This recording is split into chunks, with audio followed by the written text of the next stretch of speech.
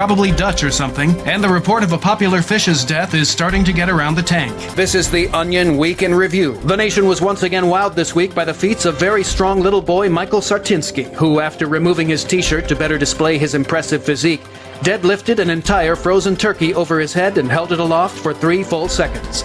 The latest demonstration of the pint-sized muscle man's almost inhuman abilities comes on the heels of multiple accomplishments involving incredible displays of speed, strength, and endurance.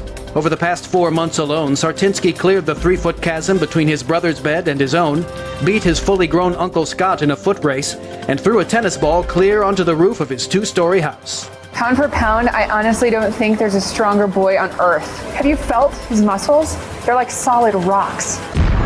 This is the Onion News Network. Don't miss a moment of Free Talk Live. Get our archives daily via our podcast at feeds.freetalklive.com.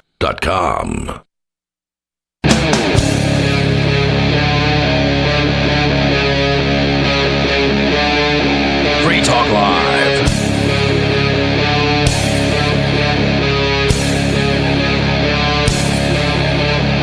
Well, what is up, all of our liberty-loving friends? This is another fantastic episode of Liberty at Night with Nate and Charlie on the Free Talk Live network, coming at you from Nashville, Tennessee. Free Talk Live. That's it. Yeah. That's what it is. That's my contribution. Brought to you by Dash Digital Cash. I'm not doing the ad right now. We'll do that later on in the show. That's normally an hour 2. Is that what Dash is? Of the 3 hours. It's digital cash? Crypto. Yeah. Oh, I know. It's a crypto thing. We got a whole bunch of it, though. We got a whole mess of it. Yeah. I like when it's up. Does it kind of go with Bitcoin? Probably better than Bitcoin. It's better. Yeah.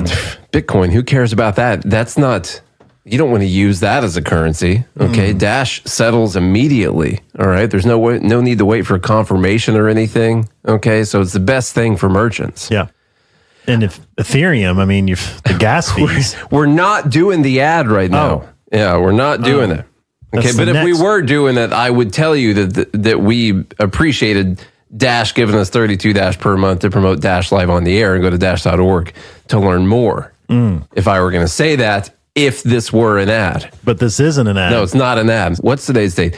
January 2nd. It still feels like January 1st to me, honestly. I haven't officially accepted that it's a new year and that you're supposed to be all motivated to get all kinds of stuff done. I forgot about today being a radio day. For the first time, I remember that even the day after Christmas, I put out a 3-hour show for the thing. Today, I totally forgot about it. Didn't even neatly organize a bunch of show notes for today's episode. I'm just not there yet. He's flying by the seat of his tidy whities. Yep, that's it. Currently. That's exactly it. And so we still got a lot of stuff to talk about. And it's fine. We're just going to go through these websites. For me, I feel unprepared because normally I know exactly what I'm going to say on every single episode. It's just another Tuesday for me. Charlie feels the same. Feels the same as he normally does. I'm allergic to something, so I'm just redder. So with it being the beginning of the year, I thought it would be cool if we looked at some of the new laws that are coming into effect. Some of them good, some of them bad. Probably most of them bad. Not to start off the year talking all kinds of negative, taking a turn to negative town or anything, but probably most of them bad. But there are new state laws impacting guns, pornos, taxes, and your fuzzy dice. You know those dice that you hang from your rear view mirror? Yeah. Well, Illinois, one of the states here that you're finally going to have the liberty to hang fuzzy dice from your rear view mirror. Okay, this is a good thing. They've got some ridiculous laws. I think many states have this. In fact, there was a police shooting that sparked some protests and stuff that I think originated from something hanging from someone's rearview mirror. I can't remember which one. Remember back when there used to be police shootings and there were protests and stuff? Yeah. Of course, we haven't had to worry about that. Now that Joe Biden's president, no one's getting shot by cops anymore. Black Lives Matter has nothing to do because there's nothing to fight for anymore. They've already won.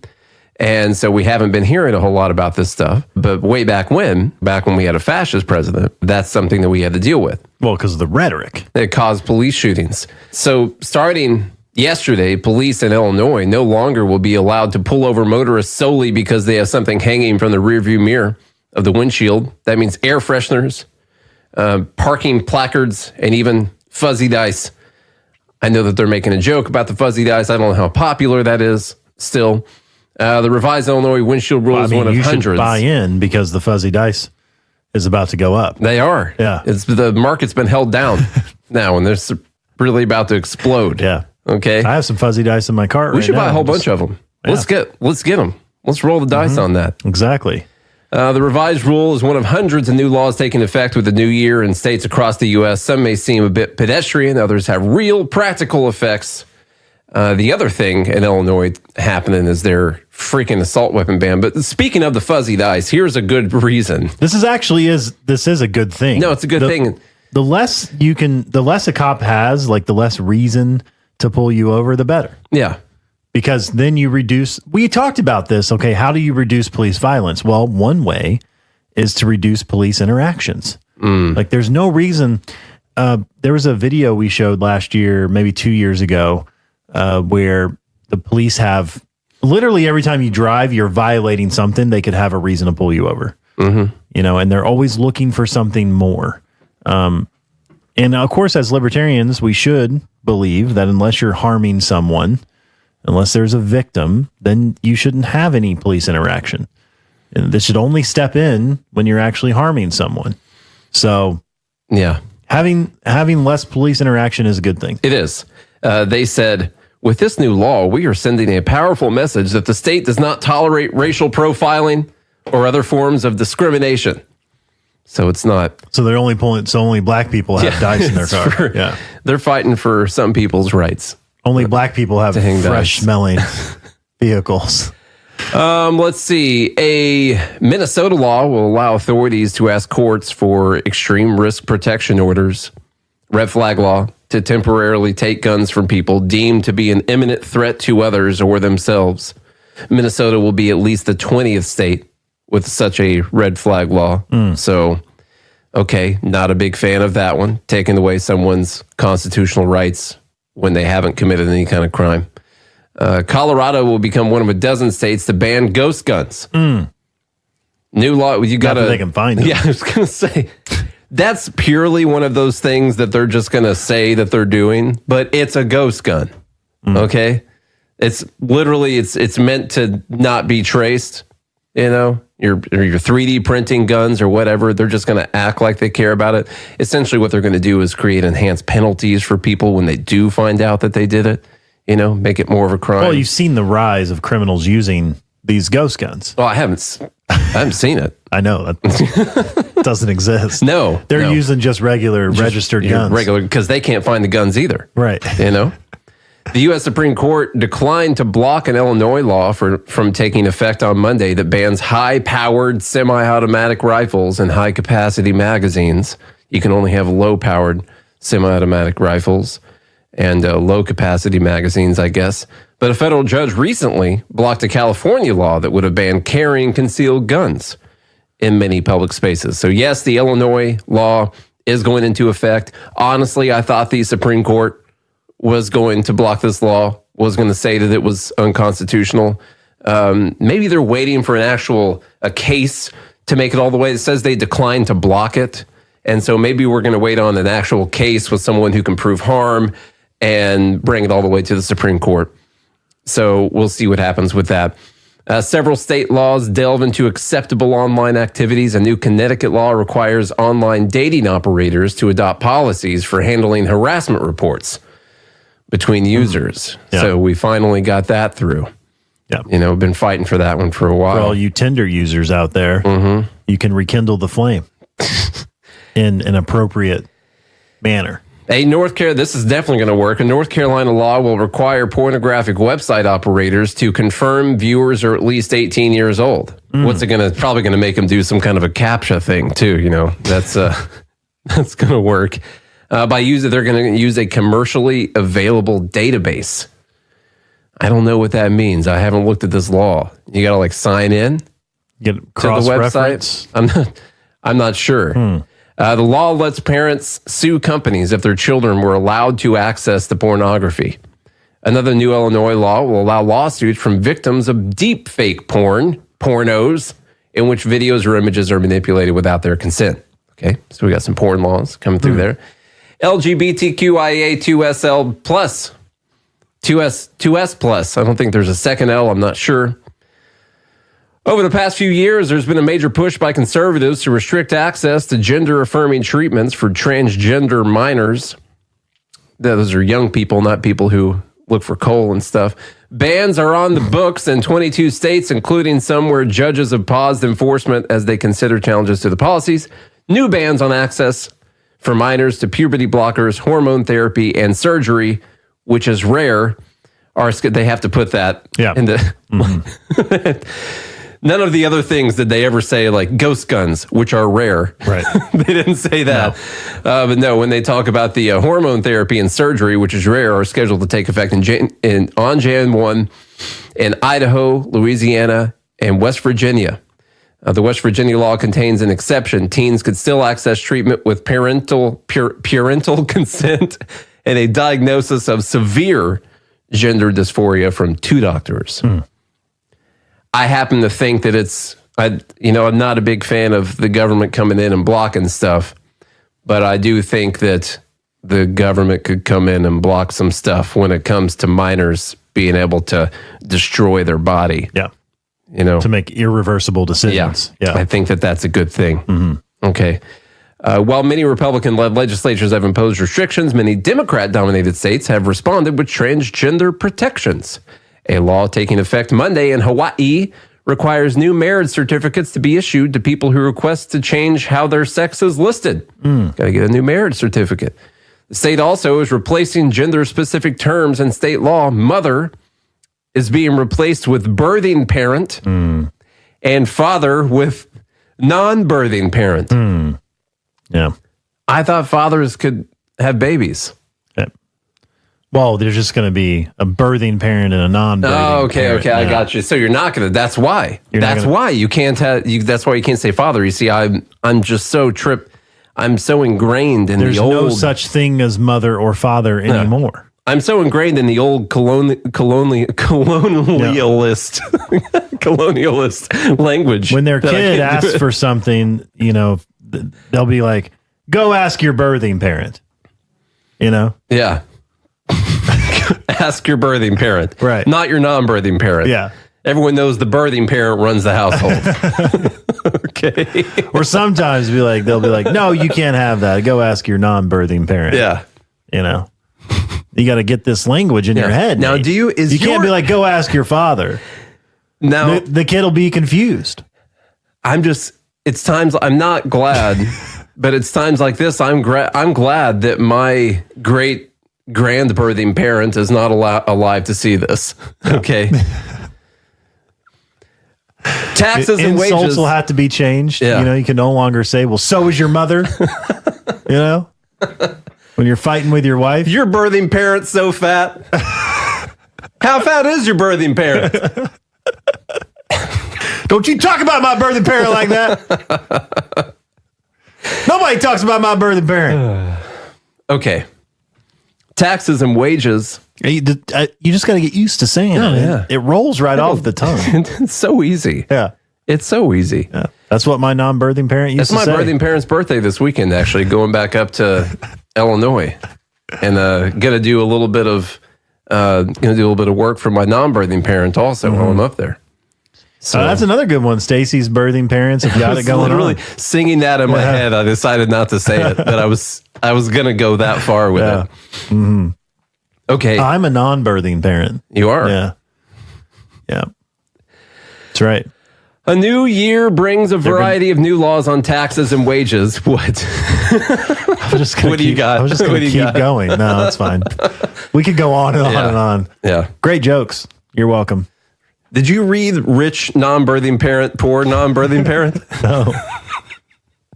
Not yet, but it's on my list. I thought it was one of the ones you were going to read. Okay, 2024 then. Yeah, it's on my list to read this year. Yeah. They've been trying to remove non-birthing parents from homes. Oh, yeah. Yeah. They have. More than 20 states will raise minimum wages for workers, further widening the gap between state requirements and the federal minimum, which has been static at $7.25 since 2009. the federal minimum doesn't matter. Like almost all the states have minimums that are higher than this. Anytime someone's talking about raising the federal minimum, they're just trying to get a bunch of retweets and they're trying to buy a bunch of votes. All right. And several states. But this is going to fix a bunch of problems. Oh, yeah. It's going to solve because people They've been aren't fighting making for enough. 15. So fight for 15. Now they'll be able to support a family of 4. They will. Families of 4 are going to be Have been just fine saved from in now on. these states. We fixed the problem. Maryland's minimum, and you know what's going to happen? No one's going to get fired. Everyone who works right now will be working for the same amount of hours, and they won't lose their jobs. And all that's going to happen is they're just going to get paid a bunch more money, and everyone's going to be fine. Yeah. Do you realize that that's actually what you have to believe to think that things like this are a great idea? Yeah. How ridiculous what I just said was. That's why they keep going up. Like, you have to believe what I just said Yeah. is actually what's going to happen. Well, the same people who believe in birthing parents and non-birthing parents. That's true. What are you going to do? Yeah. Maryland. This is, I think George Orwell talked about this. You know, up is down and down is left, right is sideways. That's it. That's exactly the quote. Can't find your head from a hole in the ocean. Yeah. Maryland's minimum wage will be That's what my set- my great non-birthing parent said growing up. yeah. It's an old saying. Maryland's wage will be set at 15. He used to sit me down in the living room. Said, listen here, you're a great birthing parent. She loved me more than anything. And she told me that's what my great non-birthing parent passed I didn't down. say grandson, right? He said grand future non-birthing parent, Exactly. if Yeah. you so choose. Well, my great non-birthing parent passed this down to my great non-birthing parent, which All then the way passed down. down to my non-birthing, long line of non-birthing my parents. grand non-birthing parent, Yeah. all the way to my father. Shoot. Do you see how hard that is? Yeah.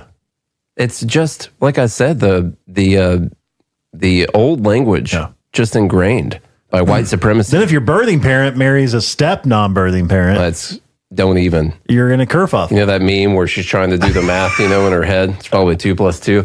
It will be $15.13 an hour in New Jersey, Connecticut $15.69 per hour in New York City, $16 an hour.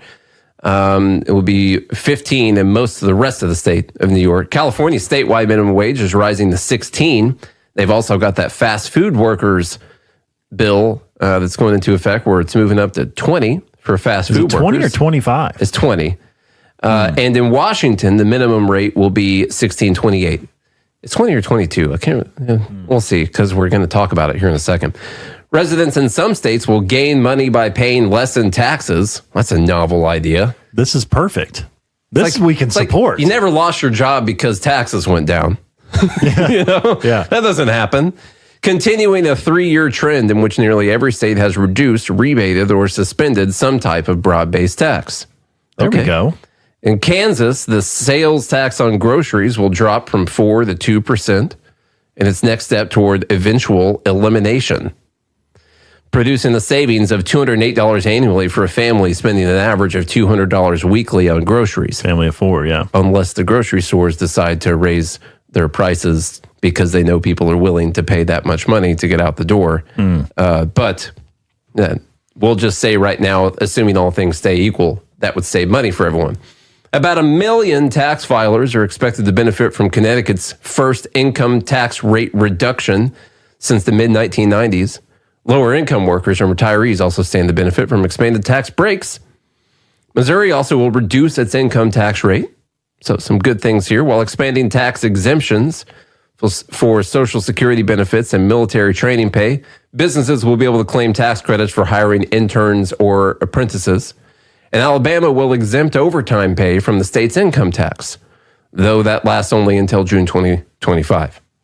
Unless it's I like that. yeah. So there's some good things there. Taxes going down. I like that. You know what's so interesting? We're making all these jokes about like birthing parents and non-birthing parents, and it's really funny, and we're laughing about it. Yeah. But a state in the union, an actual state in the union, is passing a law to change the language of the law to that. Yeah. They're literally removing mother and father, like an actual like a state. It's sort of weird. This isn't like, it's kind of weird. This isn't like, Karen and Joe down the street have decided to start using different words, whatever. Yeah. This is people elected people. And one of the most important things they could accomplish last year. They worked really hard on passing a law to change the actual language in the law. Well, they're working for the people. It's important stuff. It's funny, but it's also like it's almost hard to believe this is real.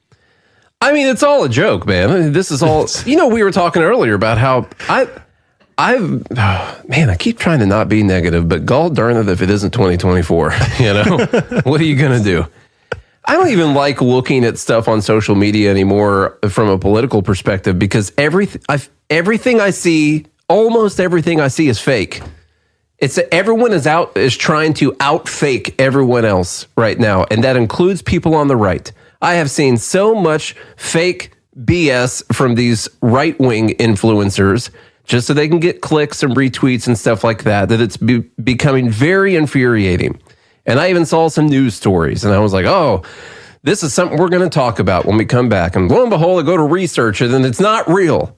And it's got 10,000 retweets on Twitter. Everyone is just trying to outfake everyone. And this thing in Hawaii is just another thing of people just trying to it doesn't matter. No one gives what about this, whatever Hawaii's word is for that. Yeah. I don't know. That you can't say on the radio. That I can't say because I'm the pressed for FCC time. won't let you be. They won't let us be, or let me be me. Okay. And what I hope for 2024 is just some people getting back to caring about real things, or at least looking into things before you just hit retweet or you get mad about something. Like we were talking about the Netflix movie I watched that all the right-wing people were upset about. It was like one of the most vanilla, if it was political, it was like the worst political movie I've ever seen. Okay. And it's just everyone's got to be upset about stuff. They're making things up. They're wildly extrapolating out from like one word. And then we got the Epstein list, that's coming out. That's going to be fun. It's going to be a whole other round of who knows what, assuming that the list doesn't kill itself before it comes out. And we'll see what happens. I saw that Tucker Carlson was going to be interviewing his brother. Really? Yeah. Is that true? Mark Epstein? No clue. I'm pretty sure that's true. Yeah, it's going to be an interesting year. I'm really excited for it. Yeah. Yeah, that's all you can do. But to me, I see it as a bigger deal only because I believe that words have meaning. Mm-hmm. I believe change, like there are certain words that have meaning to the same group of people. Like if I were to say, the N word, well, that has significant meaning. Yeah, I can't just change the meaning of words. I can't just say it and be like, oh, it doesn't mean that anymore. It means something totally different. And it's like, I think George Orwell painted the picture beautifully back in the freaking 30s or 40s, whenever he wrote Animal Farm. I love Animal Farm. It's one of my favorites. It's everything, they're changing definitions. Things have no meaning. Well, Animal Farm's great because it's the revolution, and it's the workers taking over, and it's going to be a worker's paradise, and it turns out everything just ends up being way worse afterwards. It's great. Much shorter and easier to read than 1984 if you ever want to read that instead. It's up to you.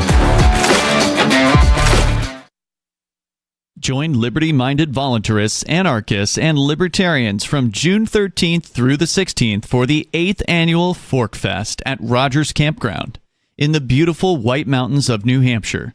Fork Fest is a fork of the Porcupine Freedom Festival, which has sold out in recent years. Fork Fest happens the weekend before the Porcupine Freedom Festival. Fork Fest is decentralized, which means that there's no ticket cost and no one is in charge.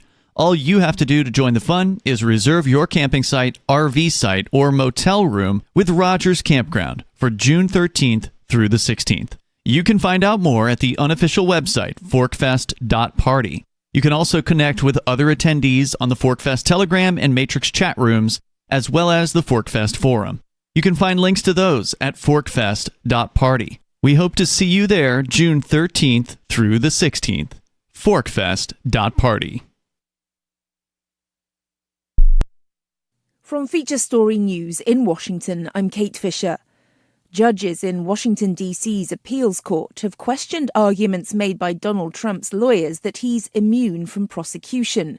They're yet to make a ruling, but even when they do, the case is likely to go to the Supreme Court, all while Mr. Trump campaigns for re-election. From Washington, Caroline Malone reports. The DC appeal court judges reacted skeptically to the arguments put before them by the former president's attorneys on Tuesday. The lawyers argued Trump should be immune from prosecution in an election interference case, as he was acting in an official capacity leading up to the January 6th insurrection. The lawyers also said because he'd already been at a hearing in Congress in which Trump was impeached by the House but not by the Senate, he can't be tried again.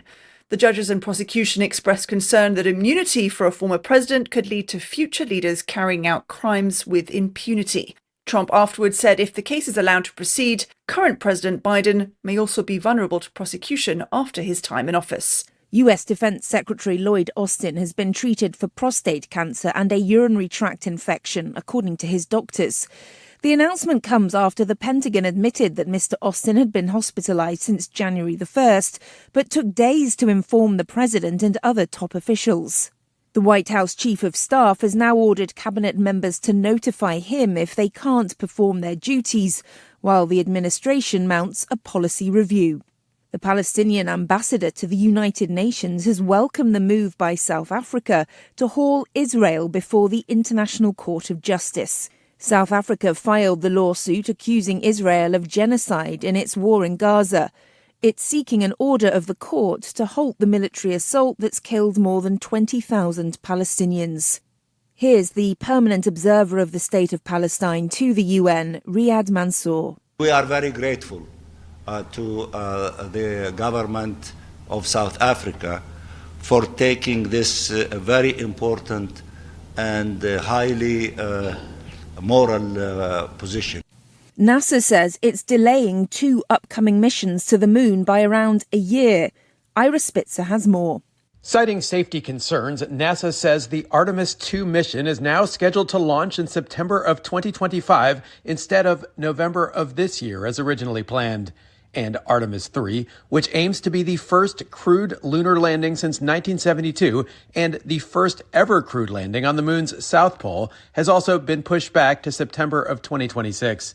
The U.S. Space Agency says data collected from its Orion capsule as part of the Artemis I launch in 2022 led to the decision, as it raised issues with the electrical system and other concerns. From bureaus worldwide, this is FSN. We're still not sure why you'd want to watch, but our video feed is streaming nightly for free at cam.freetalklive.com.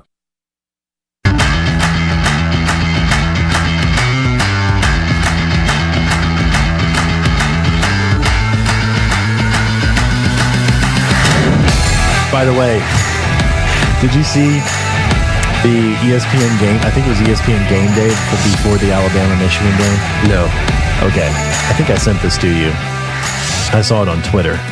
But anyway, the quarterback for Alabama has a clothing company, and his saying is Lank, L-A-N-K. Okay? I heard about this. And the host of the show goes, "Do you know what it stands for?" It's let a naysayer know. So I don't think it stands for that, but that's what he was saying. Apparently, naysayer is well known to possibly means something else. Oh, yeah, it's potentially meant to. I don't know. That's what I'm picking up on the internet these days. So, I don't know what it is. Yeah, I'm not sure. So anyway, he sells shirts with Lank on it, L-A-N-K, and Pat McAfee was on there, and there were 2 black guys on the panel too. That were what just, does that have to do with it? They were just looking like this, thinking he was going to say something else, and they were all like, "Naysayer, huh? Yeah, that's what that means, right? Yeah, naysayer." They were like, "We don't know where you were going with this." Yeah. Anyway, I say all that to say, words have meaning. They do have meaning. You know? Hey, I think it's important.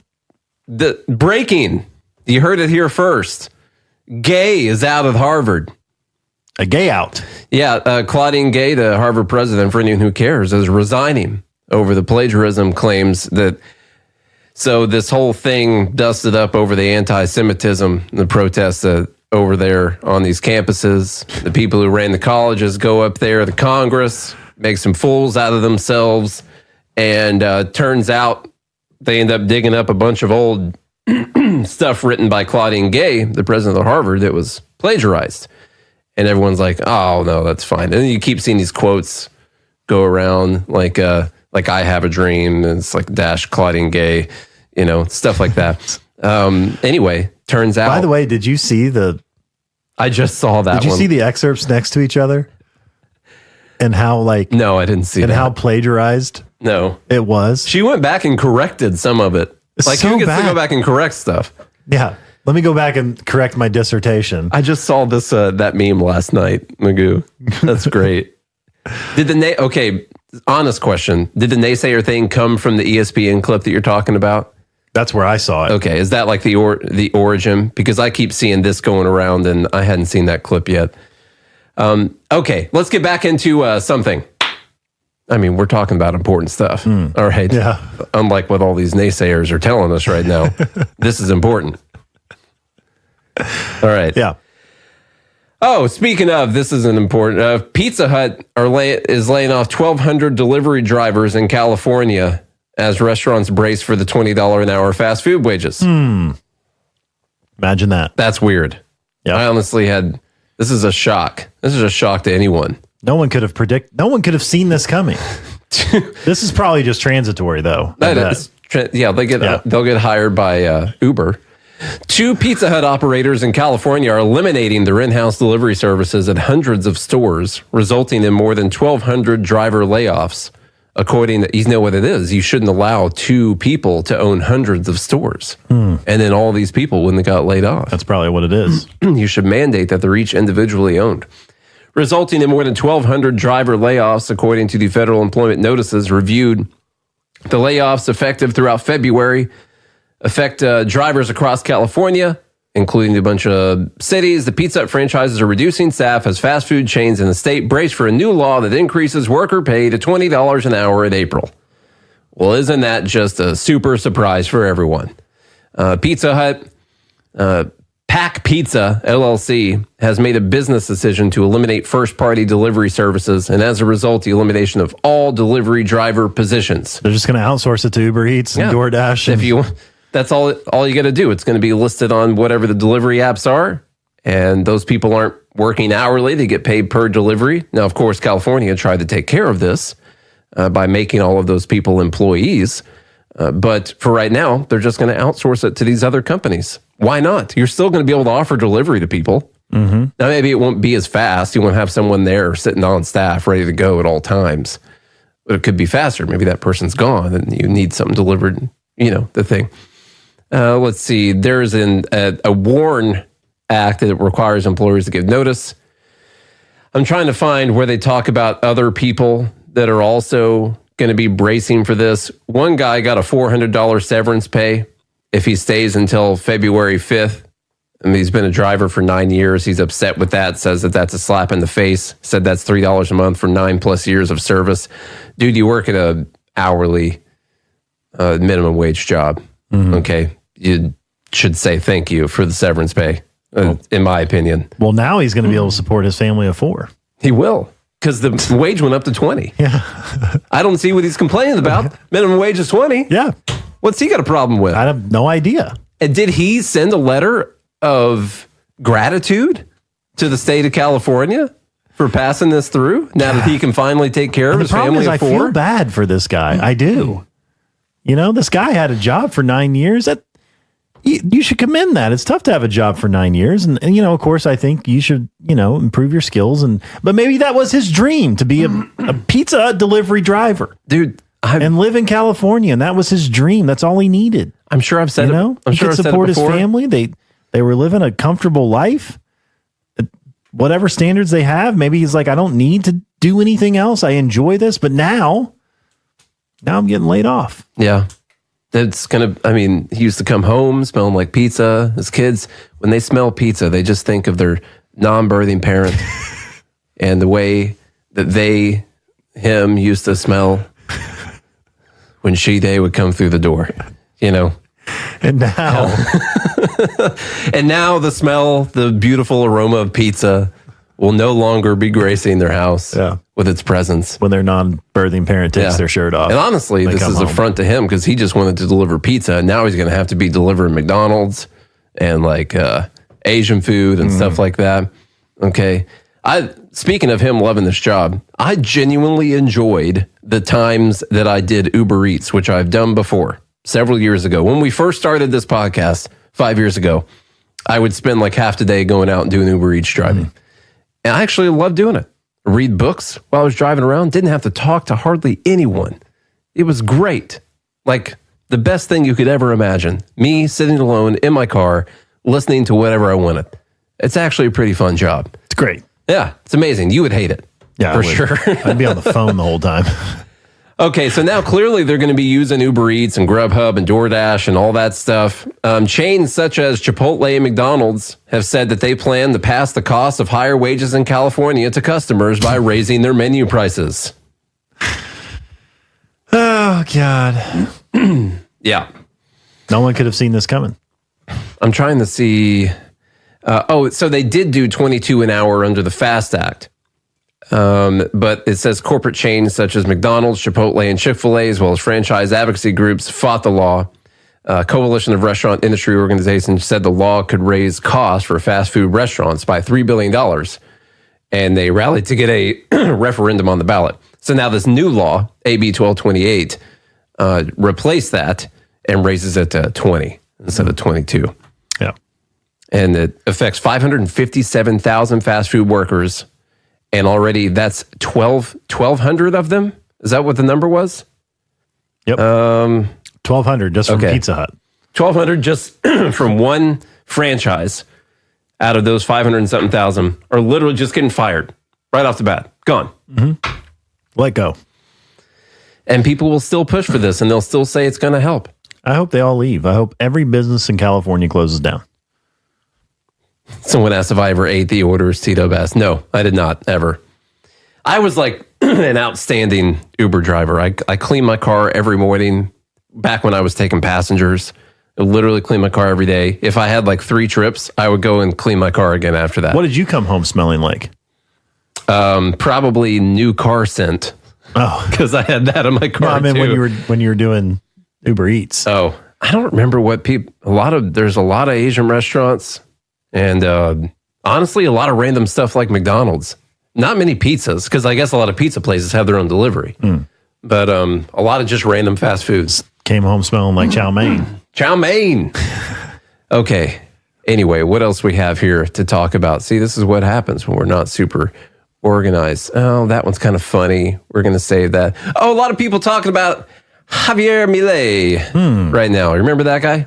Yeah, this dude's just going off down there. Yeah, so he's trying to take care of things. Now, I do have a question, what you think or what everyone else thinks about one of the ways he's doing this, which is he's essentially going in decree style and bypassing Congress to do a lot of the things that he's going to do by declaring an emergency. And what do you think you can read? Well, the thing is, I don't know how Argentina is set up. All I can tell you is what I know about the United States. So in the United States, the president has purview over all of the agencies that the president is the executive over. So I think if a president came in the United States and was like, hey, we're going to lay off, all of these workers that work for the president, because that's what these agencies report up through the president, then I think that's fine. Now, I don't know if that's how Argentina is set up. I would assume that they're let's talk about it similar. Instead of analyzing it by what their laws are, let's analyze it from a libertarian perspective. Is it okay to come in and be a libertarian dictator and dictate libertarianism to everyone? Well, is it your job to stand up to democracy when democracy is harming people's personal liberties? So what I'm saying, I'm just trying to figure this out because I'm not actually calling him a dictator, by the way. You coming in and decreasing the power of the state It's not really being a fascist dictator, but you might be doing a lot of things that, say, the Congress would not vote to do. Now, the Congress, or let's just say the democracy, could vote to take away the rights. 51% of them could vote to take away the rights of 49% of them. And if you go against that, that doesn't mean that you're, in my opinion, a dictator. It means that you're protecting national rights from people.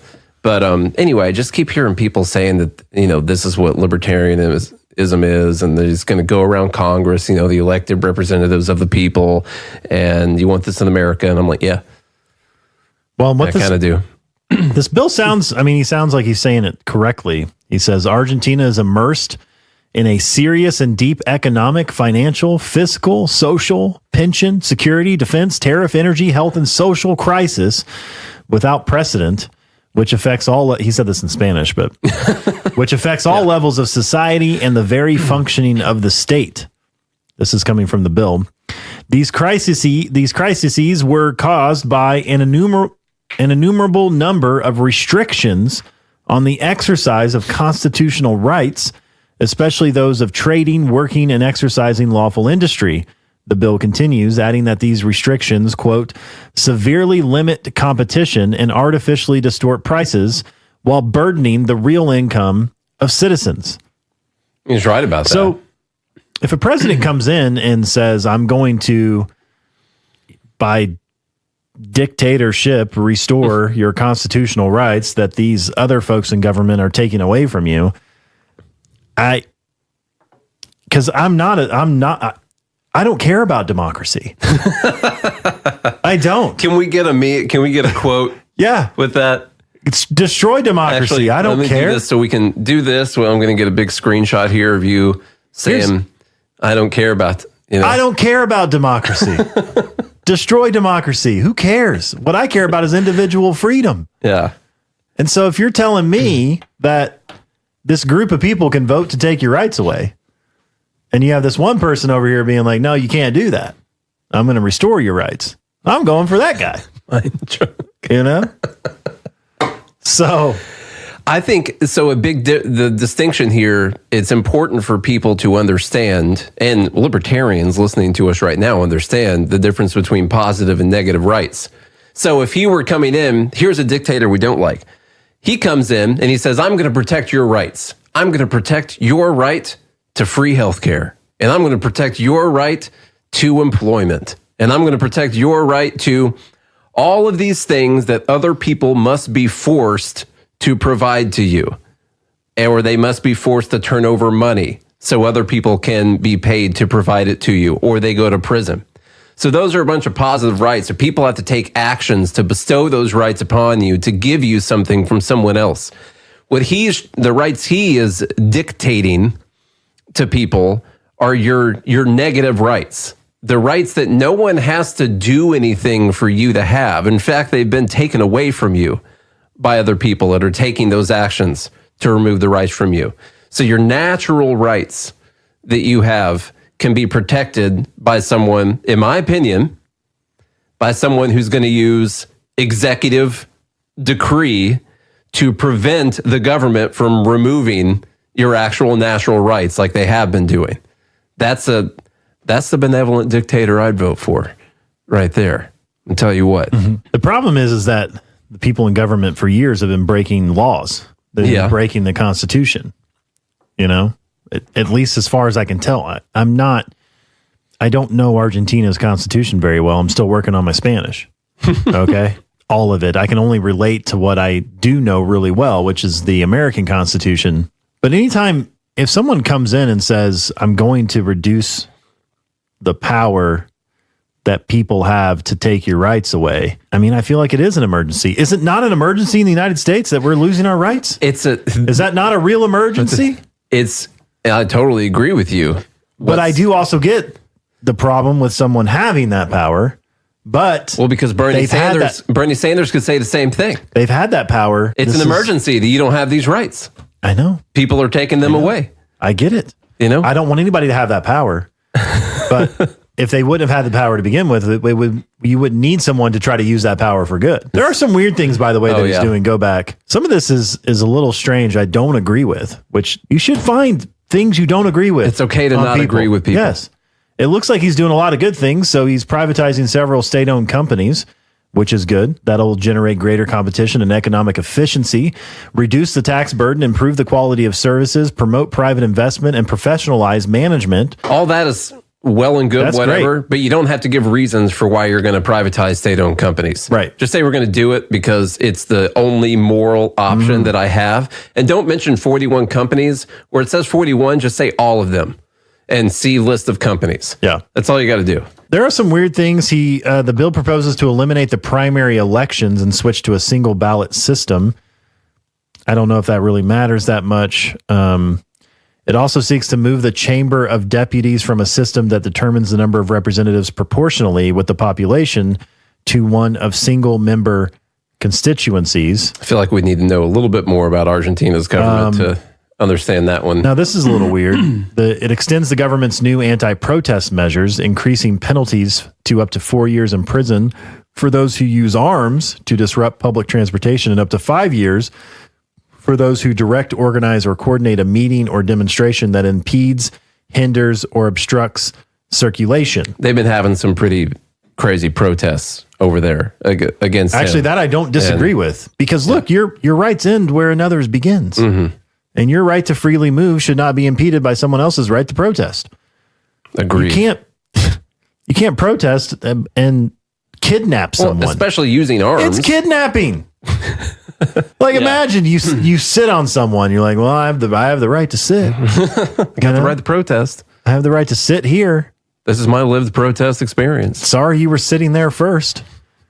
That's literally holding someone against their will. You're stopping someone from being able to freely move. There's other stuff like price caps that they're going to remove, price caps on healthcare, housing, things like that, which a lot of people are clearly just going to say is going to make everything way more expensive. He's doing stuff to take away his own power. No. Look, it says another chapter specifically addresses oil and seeks to ensure affordable oil supplies by leaving prices up to the market.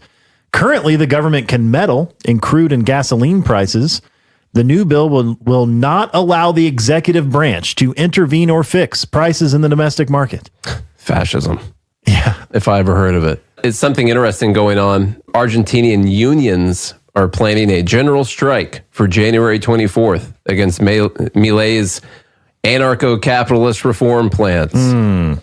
Argentina's union federation, the General Confederation of Labor, has called for a nationwide general strike on January 24th against neoliberal President Javier Milei's sweeping cuts and privatization plans.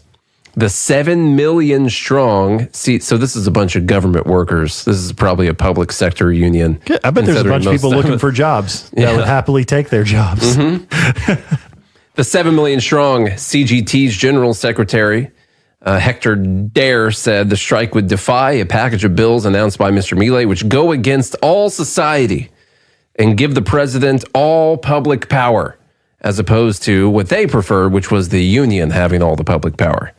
And so that's what they're actually upset about. Mr. Milei, who took office December 10th, has retreated from some campaign promises, such as abolishing Argentina's peso and adopting the dollar, but much of his anarcho-capitalist agenda remains intact. I don't know if he's officially said he's not going to do that. I think he has acknowledged that that is a very tough thing to do and will take some time. But much of his anarcho-capitalist agenda remains intact, including selling off publicly owned firms, scrapping more than 350 economic regulations. That's it? 350 economic regulations? So far. Ditching price controls. Oh, the travesty. Banning strikes and introducing tuition fees for university. People are going to have to pay for something they get? That's not right. That's fascism. This decree attacks the individual rights of workers. Collective rights. Who knew we had collective rights? A universal and united health system, which sucks, and an incalculable number of subjects that constitute our country. Your country, it's dying. Yeah. Poverty rates 40% or whatever the number is. It's dying.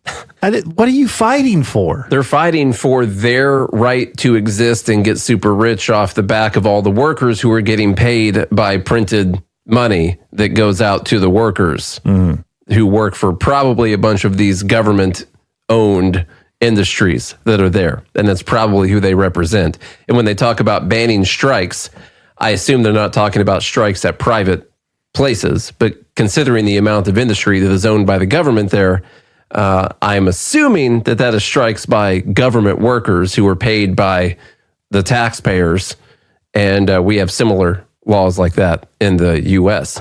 So anyhow, let's see. He presented the Congress with a 350-page omnibus bill containing 600 distinct measures and enhancing his own powers through a 2-year declaration of emergency.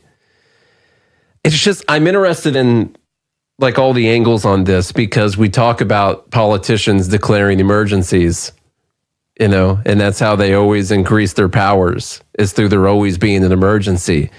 This could be one of the few times we've seen the emergency that's been declared is the emergency of socialism happening in the country. And so a libertarian comes in and says, this is a legit emergency. Socialism is destroying our country. And I've got to declare an emergency to remove this socialism because it's a freaking parasite and it's a disease and we're all going to die soon. And so I just think it's an interesting world we live in. And I wish them the gall darn best in doing all of this.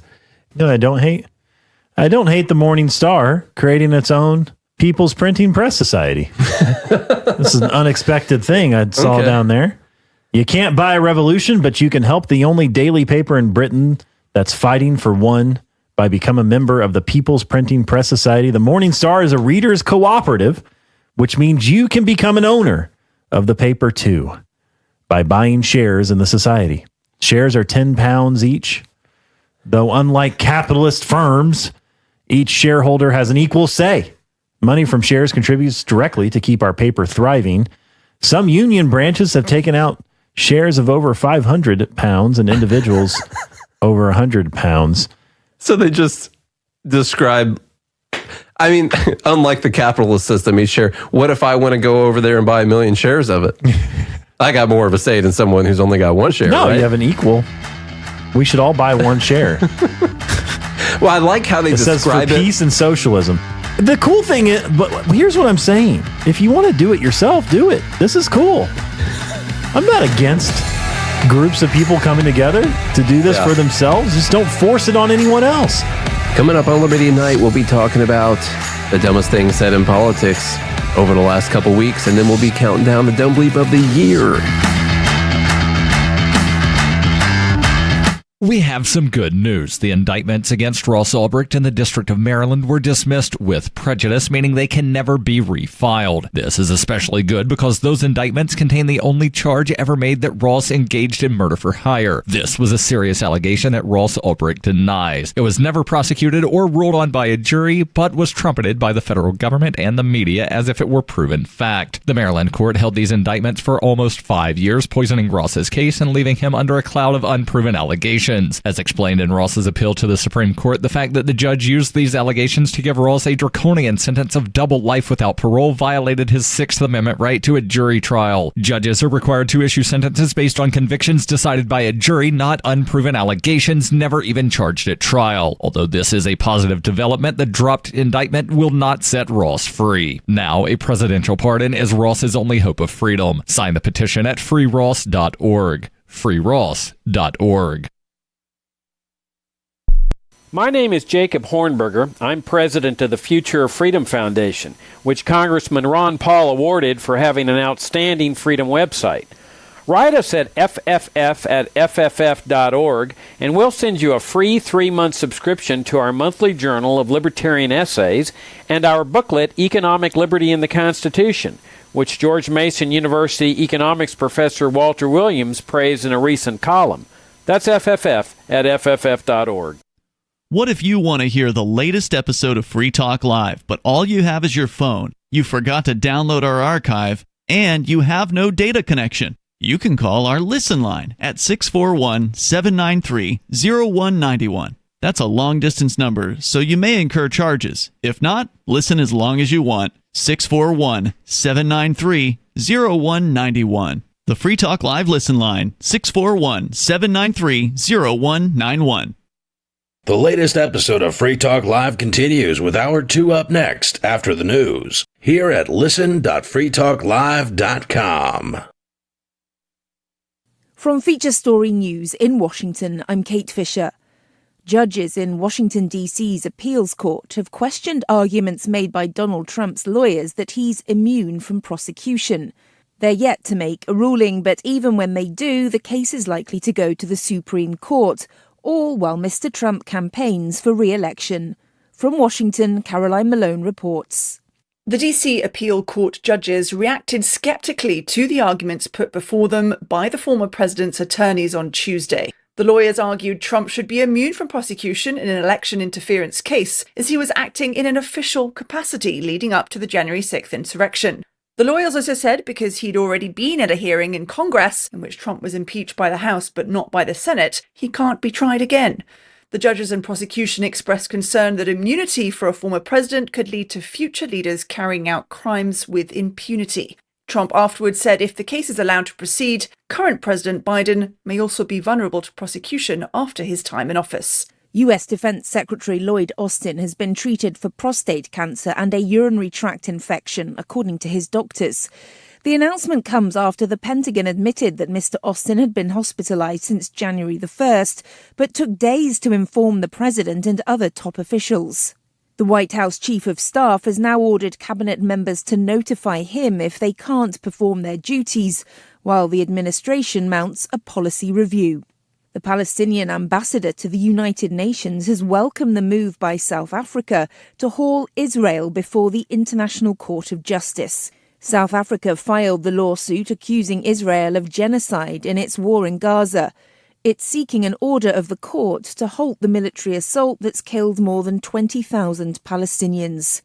Here's the permanent observer of the State of Palestine to the UN, Riyad Mansour. We are very grateful to the government of South Africa for taking this very important and highly moral position. NASA says it's delaying 2 upcoming missions to the moon by around a year. Ira Spitzer has more. Citing safety concerns, NASA says the Artemis 2 mission is now scheduled to launch in September of 2025 instead of November of this year as originally planned. And Artemis 3, which aims to be the first crewed lunar landing since 1972 and the first ever crewed landing on the moon's south pole, has also been pushed back to September of 2026. The U.S. Space Agency says data collected from its Orion capsule as part of the Artemis 1 launch in 2022 led to the decision as it raised issues with the electrical system and other concerns. From bureaus worldwide, this is FSN. With FSN Spotlight, I'm Simon Marks. Today, more questions for Boeing about the safety of their 737 MAX 9 aircraft after United Airlines said it had found problems with loose bolts that need tightening on several planes just days after 117 passengers and crew survived when a section of fuselage fell from an Alaska Airlines jet in mid-flight. This is by no means the first set of questions to be raised about the safety of the 737 MAX. In 2018 and 2019, 346 people died when 2 of the jets crashed, one off the coast of Indonesia, the other in Ethiopia. Flight control software problems were identified as the cause. Mike McCarran is a pilot and aviation expert. The aircraft manufacturers, like any company, wants to make money, but they can't do that if they don't make a safe product. Boeing probably wasn't as open and as candid with the issues as they should have been with the initial problems with the flight control software that was reading erroneous data and causing problems. This one hopefully is just a one-off. That's something in the manufacture or maintenance of the aircraft causes to occur. But again, they have to be open and as transparent as possible with the investigators and the general public, regain that trust that they have a good and airworthy product. The Federal Aviation Administration has grounded all 737 MAX 9 aircraft in America until airlines complete safety inspections and the latest problems are remediated. With FSN Spotlight, I'm Simon Marks. Our main news again. Judges in Washington, D.C.'s appeals court have questioned arguments made by Donald Trump's lawyers that he's immune from prosecution. U.S. Defense Secretary Lloyd Austin has been treated for prostate cancer and a urinary tract infection, according to his doctors. And NASA says it's delaying 2 upcoming missions to the moon by about a year. And that's the latest feature story news. Kate Fisher reporting.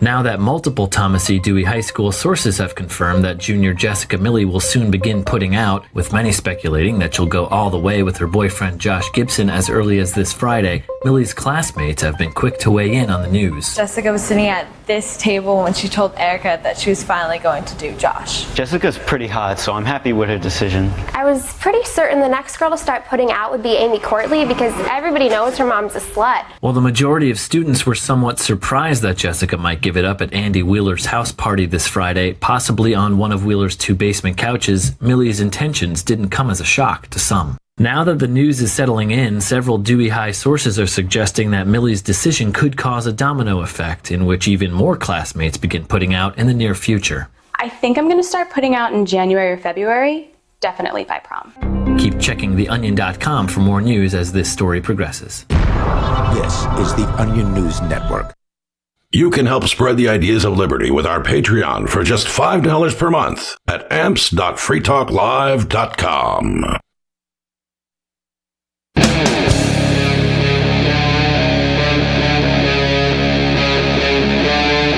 Free Talk Live. What's up, all of our liberty-loving friends? This is another fantastic episode of Liberty at Night with Nate and Charlie on the Free Talk Live network. And this hour of Free Talk Live is brought to you by Dash Digital Cash.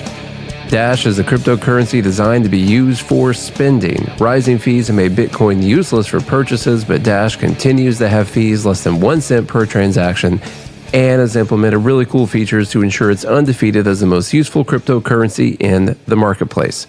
From a technical standpoint, Dash transactions are irreversible and its network is protected from 51% attacks by their chain locks technology.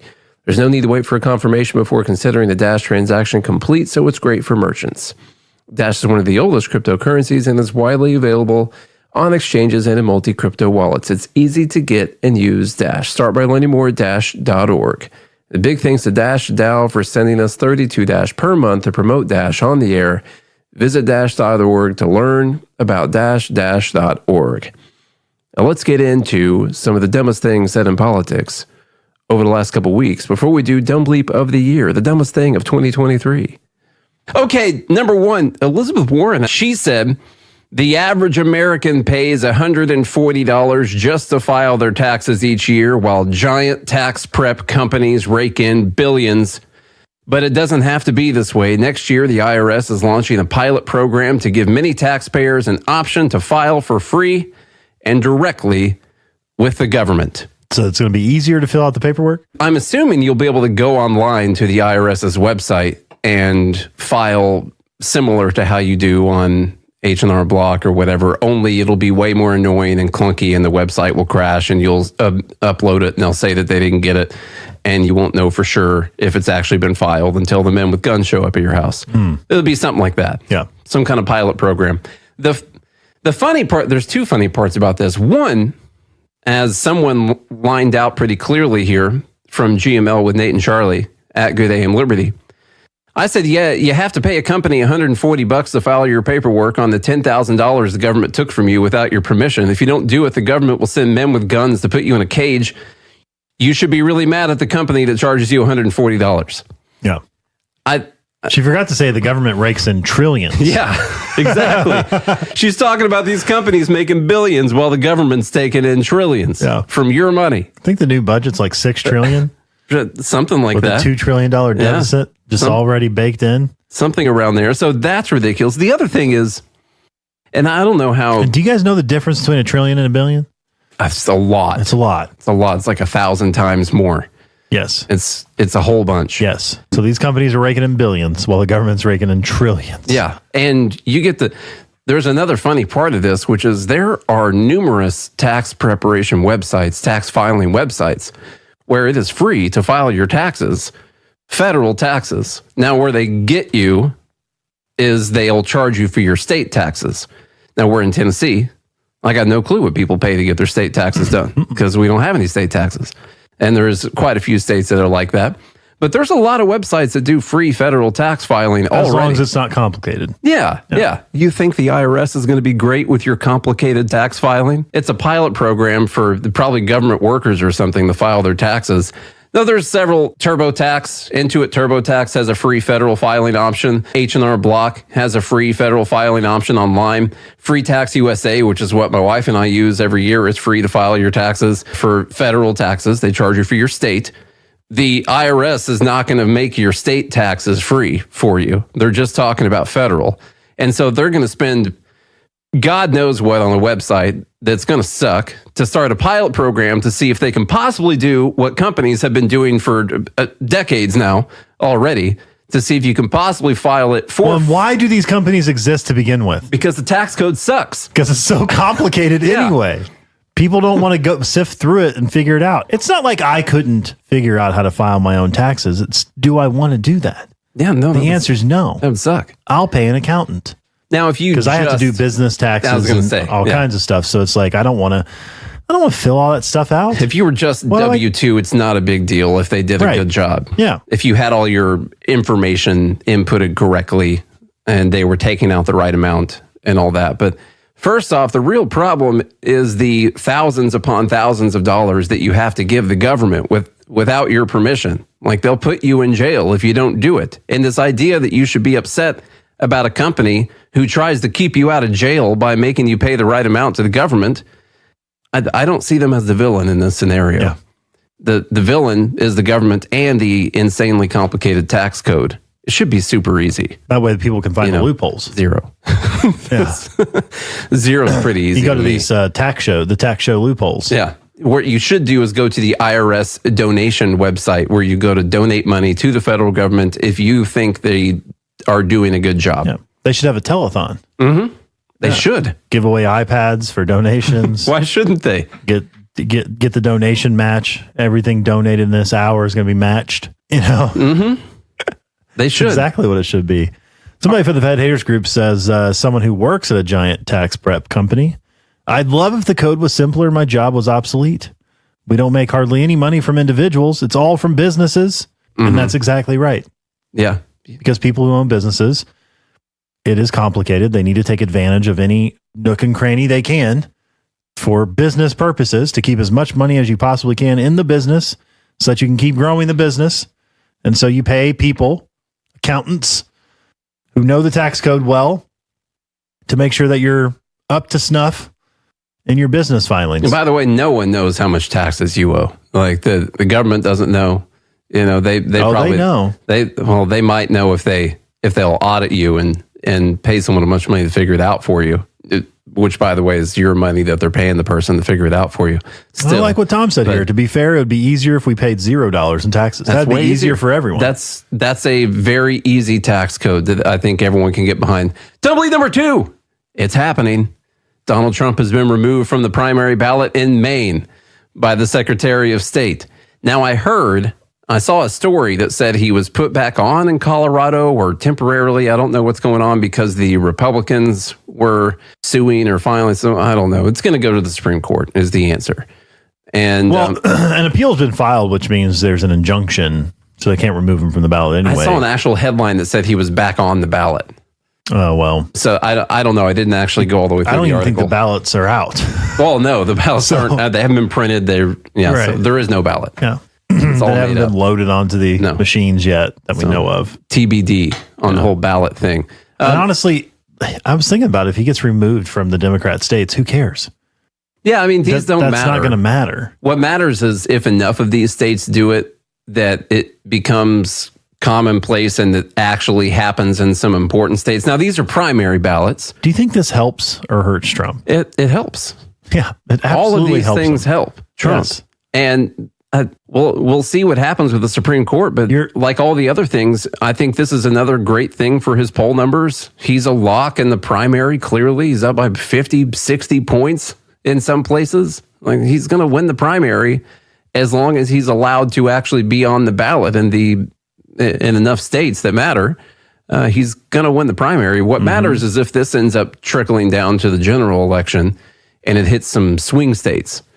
That'll be the really important deciding factor on whether or not we're going to have a civil war. Yeah. We'll see. Trump, I think, is going to be taking this. Is it January 4th, I think, 4th or 5th that we'll be figuring this out? I saw something extremely interesting on the Weimar Republic.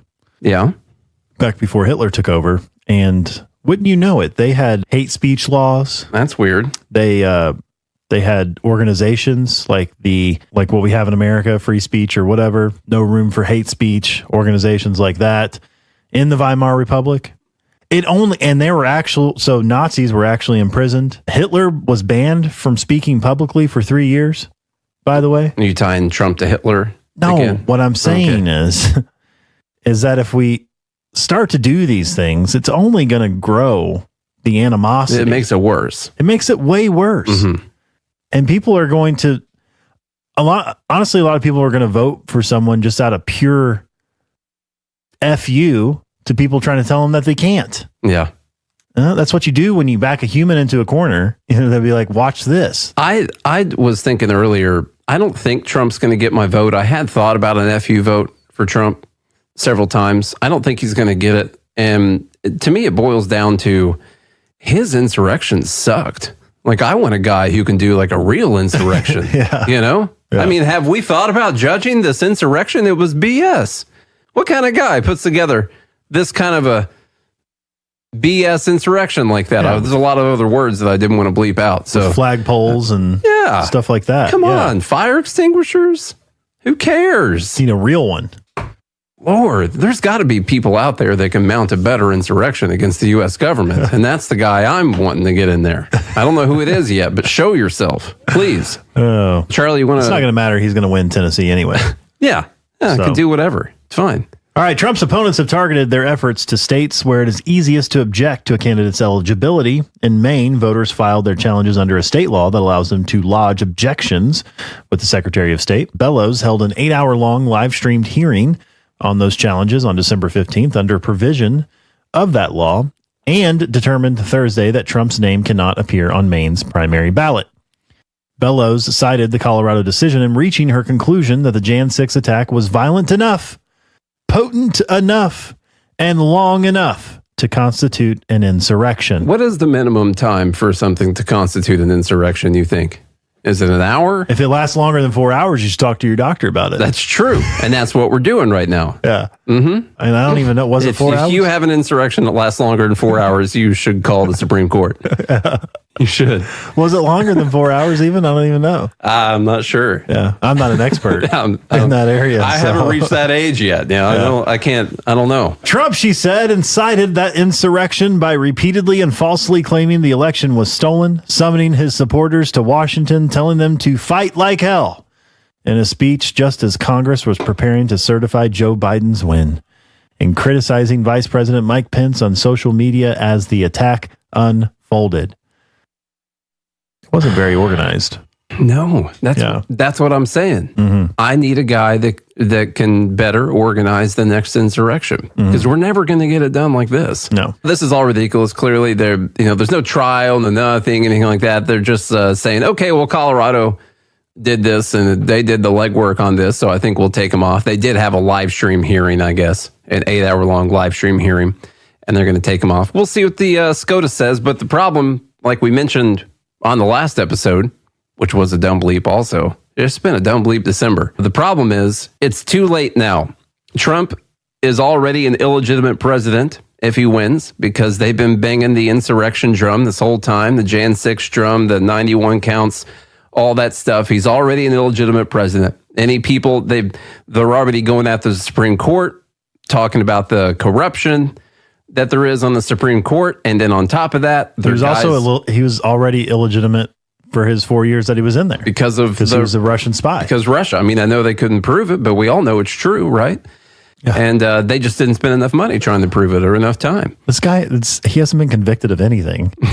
No, nothing, literally. To someone's credit, I can't remember the guy's name. A Maine representative did disagree with this decision. He is a Democrat. He voted to impeach Trump, And he said he disagreed with this because Trump had not been charged or found guilty of insurrection and that he shouldn't be removed from the ballot, which is what we said last time too. Like, this is a crime. It's an actual crime. He's been charged with 91 crimes.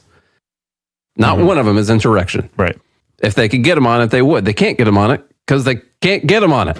Because he didn't do it. So, anyhow. He didn't engage. And they don't want incitement to go down to this level of the things that Trump said, because the Democrats are throwing stones in a Democrat glass house at that time. There's a heck of a lot of incitement. That's what Costco said here. I'm sure we don't have any videos of Democrats encouraging supporters to fight like hell. Really, I don't have the chat pulled up. There's just so like Nancy Pelosi or Maxine Waters. Yeah, a lot of people.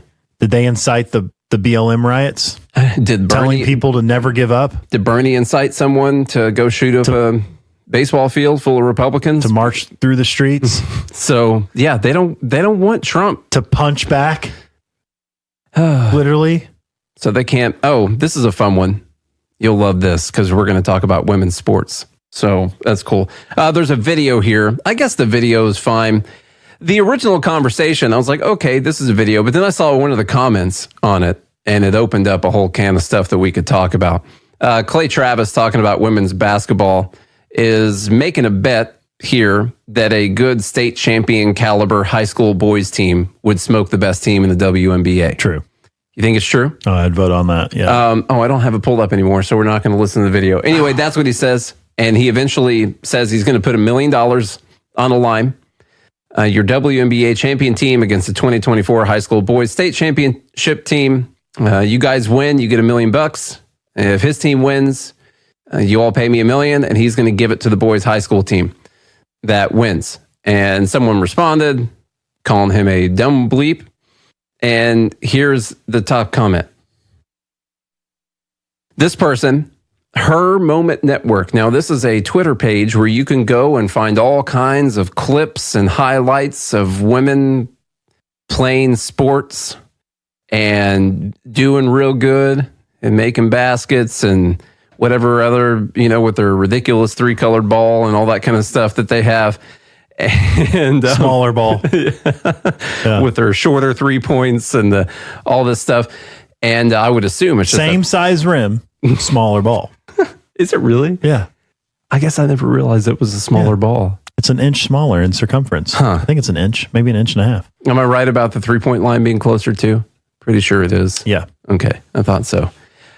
This person responds, or this group, which is where you can go to watch clips of women playing sports, and they have 2,000 followers. To the contrary, extensive research and analysis proves that ESPN does not, in fact, shove the WNBA or any other women's sports league, that's a lot of parentheses, down their viewers' throats. Data shows that major networks such as ESPN only provide the WNBA with a fraction of their overall time. Between their daily sports programs, the WNBA is greatly marginalized in terms of coverage and media exposure. This is documented. Even at the height of the WNBA season, ESPN notoriously still provides more visibility and representation to the men's sports leagues. Why do you think that is? Because people don't watch. That's what WNBA. People watch. Yeah. Like if they would have more viewers talking about the women's sports, then that's what they would talk about. All the while, WNBA teams are selling out stadiums. I'm going to need a fact check on that one. Breaking viewership records. Breaking their own viewership records. Right. Yeah. Mm-hmm. We'll talk about that here in a sec. WNBA teams are selling out stadiums, breaking viewership records. ESPN does not provide adequate coverage or promotion for this great league. They're not given the same visibility as their male counterparts. They're subsidized by their male counterparts. Literally. I keep forgetting about that. I'm pretty sure the NBA gives them like $20 million. That's a lot. Yeah. Just to keep them afloat. Otherwise, the WNBA is literally insolvent. They don't make enough money to actually even pay their players. Well, that's because sports channels refuse to talk about them. If they would get talked about more, then more people would watch. Or is it the other way around? Because here's the thing. If people are just clamoring for these clips of women making layups, then that's what they would show. They're itching. Because they want to tweaking. I want to see another layup, Yeah. Yeah. That kind of thing. then that's what they would show because they want to make money. ESPN is a failing channel in the first place. People keeps bouncing around to different owners. And if they could make more money on their ads by showing women playing sports, then that's what they would do. I'm going to run a little experiment right now. Can the women currently watching in the Fed Haters Club, can any women in here name 5 WNBA players? Just 5. To be fair, I don't think I can name 5 NBA players current. I could name... So far, the first couple ladies I could name the starting lineup for the 1996 Chicago Bulls if you need me to. Yeah. But I don't think I could do this. What's that one that got traded out of Russian prison? That's the biggest trade that ever happened in women's sports. One lady said, I can't even name 5 NBA players. Emmitt Smith. Let alone WNBA players. I can't name 5 NBA players. You can't? No. Really? No. Okay. Well, I was trying. I was like, I'm going to do it. Derrick Henry popped up in my head. He plays football. Yeah, he plays football. Yeah. Okay. This goes on. Let's get into the fun part. Oh. The 2023 WNBA Finals series averaged 728,000 viewers per game. No fans? ? He's simply projecting his own bias onto his audience ignorantly. The numbers don't lie. Yeah, they don't. People are watching. They don't. They suck. They're right about that. People want more. And media outlets such as ESPN are not forcing the WNBA on absolutely anyone. I guess he maybe said that they were forcing it on people. On the contrary, it's actually the men's leagues that are being forced down everyone's throat. I challenge anyone to watch a single episode of SportsCenter, blah, blah, blah, blah, blah. They're not getting the visibility. I love the whole bragging about the WNBA Finals series averaging 728,000 people That's watching. about as many listeners as we have on our radio show. I pulled up this thing about the NBA because everyone's talking about how the NBA ratings are taking this massive hit. Like the NBA is just failing. They had to do this crazy in-season tournament this year to try and drum up some talk and remind people that there's games going on. The most watched season over the last 30 years was the 1999 season, I believe, which was a lockout year. There were only 50 games. And that was the highest per game watching they had, which tells you need to have less games like the NFL. You got the same amount of fans and they're watching way less games. You want to have higher viewership. But anyway, they're not asking for my advice or anything. Yeah. NBA ratings. Well, they had all that China controversy and yeah. NBA ratings, deep dive. The regular season average 1.59 million viewers, slightly down in viewership from last season. This is regular season viewership, and it's an article about the ratings taking a nosedive and the NBA being in big trouble.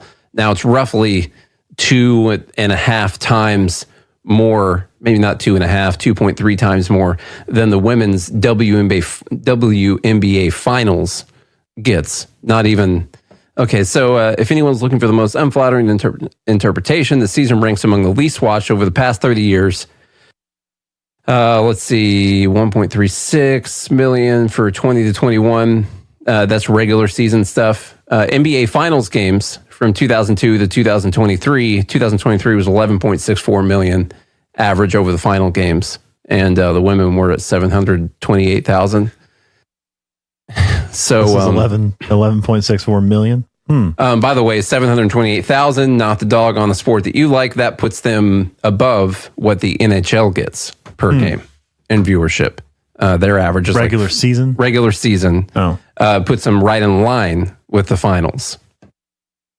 The NHL finals. Mm-hmm. Yeah, it was like 700,000 or 800,000 average for the finals for the NHL, according to the article I looked at. But anyway, this is all just some woman hating controversy here. I think that's it. They're just getting held back, of course, by these male chauvinist pigs, from what I can tell. Coming right up, we'll finish up Dumb Bleep of the Week and then do Dumb Bleep of the Year. You gotta eat, and you don't have to go broke. I'm Holland Cook with Inflation Hacks. A report by Supermarket News says you will pay less using self-checkout than at staffed registers, where all that stuff tempts impulse buying. On Facebook, Sarah R. says, I've discovered that around 10 a.m. on Wednesdays, my local grocery store marks down food that's close to expiring. She says I stock up for the week on whatever meats, bread, and veggies they have on clearance, and it is so helpful. And on BuzzFeed, Bonnie says that cutting down on pop and sugary drinks has made my mood better. And when Megan says she couldn't deal with meat prices, she started eating more plant-based food, and she calls it a positive life change. How are you coping? Post your inflation hacks at andyoucanquoteme.com. From Feature Story News in Washington, I'm Kate Fisher. Judges in Washington, D.C.'s appeals court have questioned arguments made by Donald Trump's lawyers that he's immune from prosecution. They're yet to make a ruling, but even when they do, the case is likely to go to the Supreme Court, all while Mr. Trump campaigns for re-election. From Washington, Caroline Malone reports. The DC appeal court judges reacted skeptically to the arguments put before them by the former president's attorneys on Tuesday. The lawyers argued Trump should be immune from prosecution in an election interference case, as he was acting in an official capacity leading up to the January 6th insurrection. The lawyers also said because he'd already been at a hearing in Congress in which Trump was impeached by the House but not by the Senate, he can't be tried again. The judges and prosecution expressed concern that immunity for a former president could lead to future leaders carrying out crimes with impunity.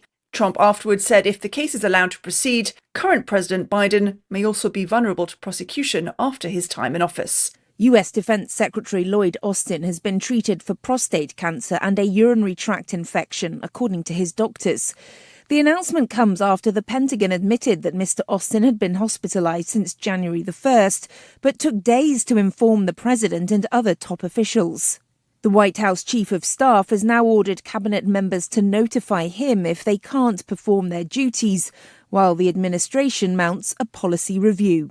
The Palestinian ambassador to the United Nations has welcomed the move by South Africa to haul Israel before the International Court of Justice. South Africa filed the lawsuit accusing Israel of genocide in its war in Gaza. It's seeking an order of the court to halt the military assault that's killed more than 20,000 Palestinians. Here's the permanent observer of the State of Palestine to the UN, Riyad Mansour. We are very grateful to the government of South Africa for taking this very important and highly moral position. NASA says it's delaying 2 upcoming missions to the moon by around a year. Ira Spitzer has more. Citing safety concerns, NASA says the Artemis 2 mission is now scheduled to launch in September of 2025 instead of November of this year as originally planned. And Artemis 3, which aims to be the first crewed lunar landing since 1972 and the first ever crewed landing on the moon's south pole, has also been pushed back to September of 2026. The U.S. Space Agency says data collected from its Orion capsule as part of the Artemis 1 launch in 2022 led to the decision as it raised issues with the electrical system and other concerns. From bureaus worldwide, this is FSN. Yep, we still do email. Drop your email address in the entry box at freetalklive.com and you'll be kept in the loop with Free Talk Live.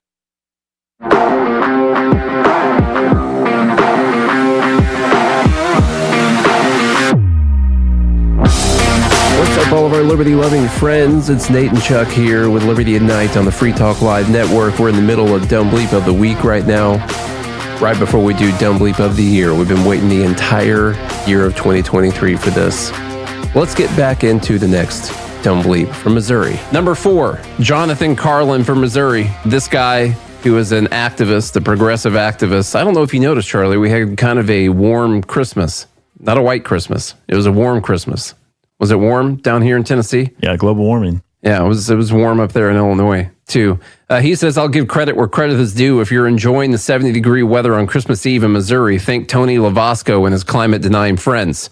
Of course, this is because of the guy that he's running against has somehow found a way to control the weather and cause the 70-degree Christmas to happen. Similar to God. This dangerously warm Christmas Eve has been brought to you by decades of Republican arrogance, neglect, and contempt. I think arrogance is thinking that you're going to like pass a law and the weather's going to change, but I don't know. Maybe we have different definitions of arrogance. I just wanted to shed some light on the local election going on in Missouri because this was getting a lot of retweets on Twitter, and this constant thing that if we have a warm day that happens, it is because you didn't give the right politicians the right amount of money. If you would have given them the money, they would have made the right decisions in Missouri. This guy looks like he produces enough methane gas to have an effect. That was actually the top comment on the post already.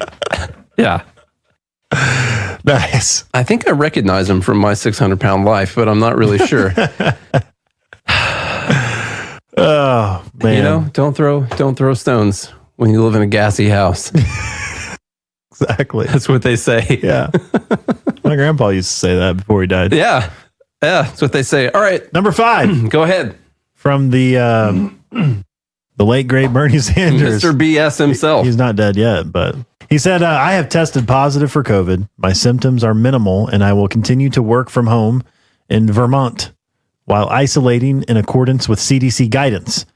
I am glad to be fully up to date with the vaccine. Still got it. Yeah. Still got COVID. Up there making maple syrup on his farm. Still got COVID. And he's fully up to date with the vaccine. How many boosters does this guy have now? He's probably got 5. I think 5 is the number that everyone's at right now. I heard over Christmas break, I won't name any names, but I heard some people talking and they were like, yeah, so-and-so got COVID, you know, and he's I know he's been getting all his vaccines, and someone responded with, he got COVID and he had all of his vaccines and he still got COVID. And he was like, yeah. They're like, oh, well, I'm glad I got my 5 shots so far. And like, that was just how the conversation went. It was like, it's just this thing that you're just supposed to brush over because it was implanted in your head over however many months and years of time. Yeah. When I first read this, I imagined that there was a gun to his head whenever this was typed out.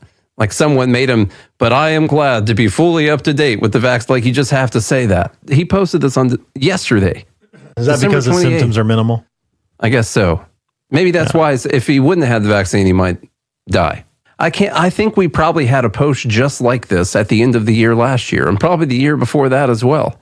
And you just keep having these people posting about how they got this thing that they got a vaccine for and thank God they were vaccinated.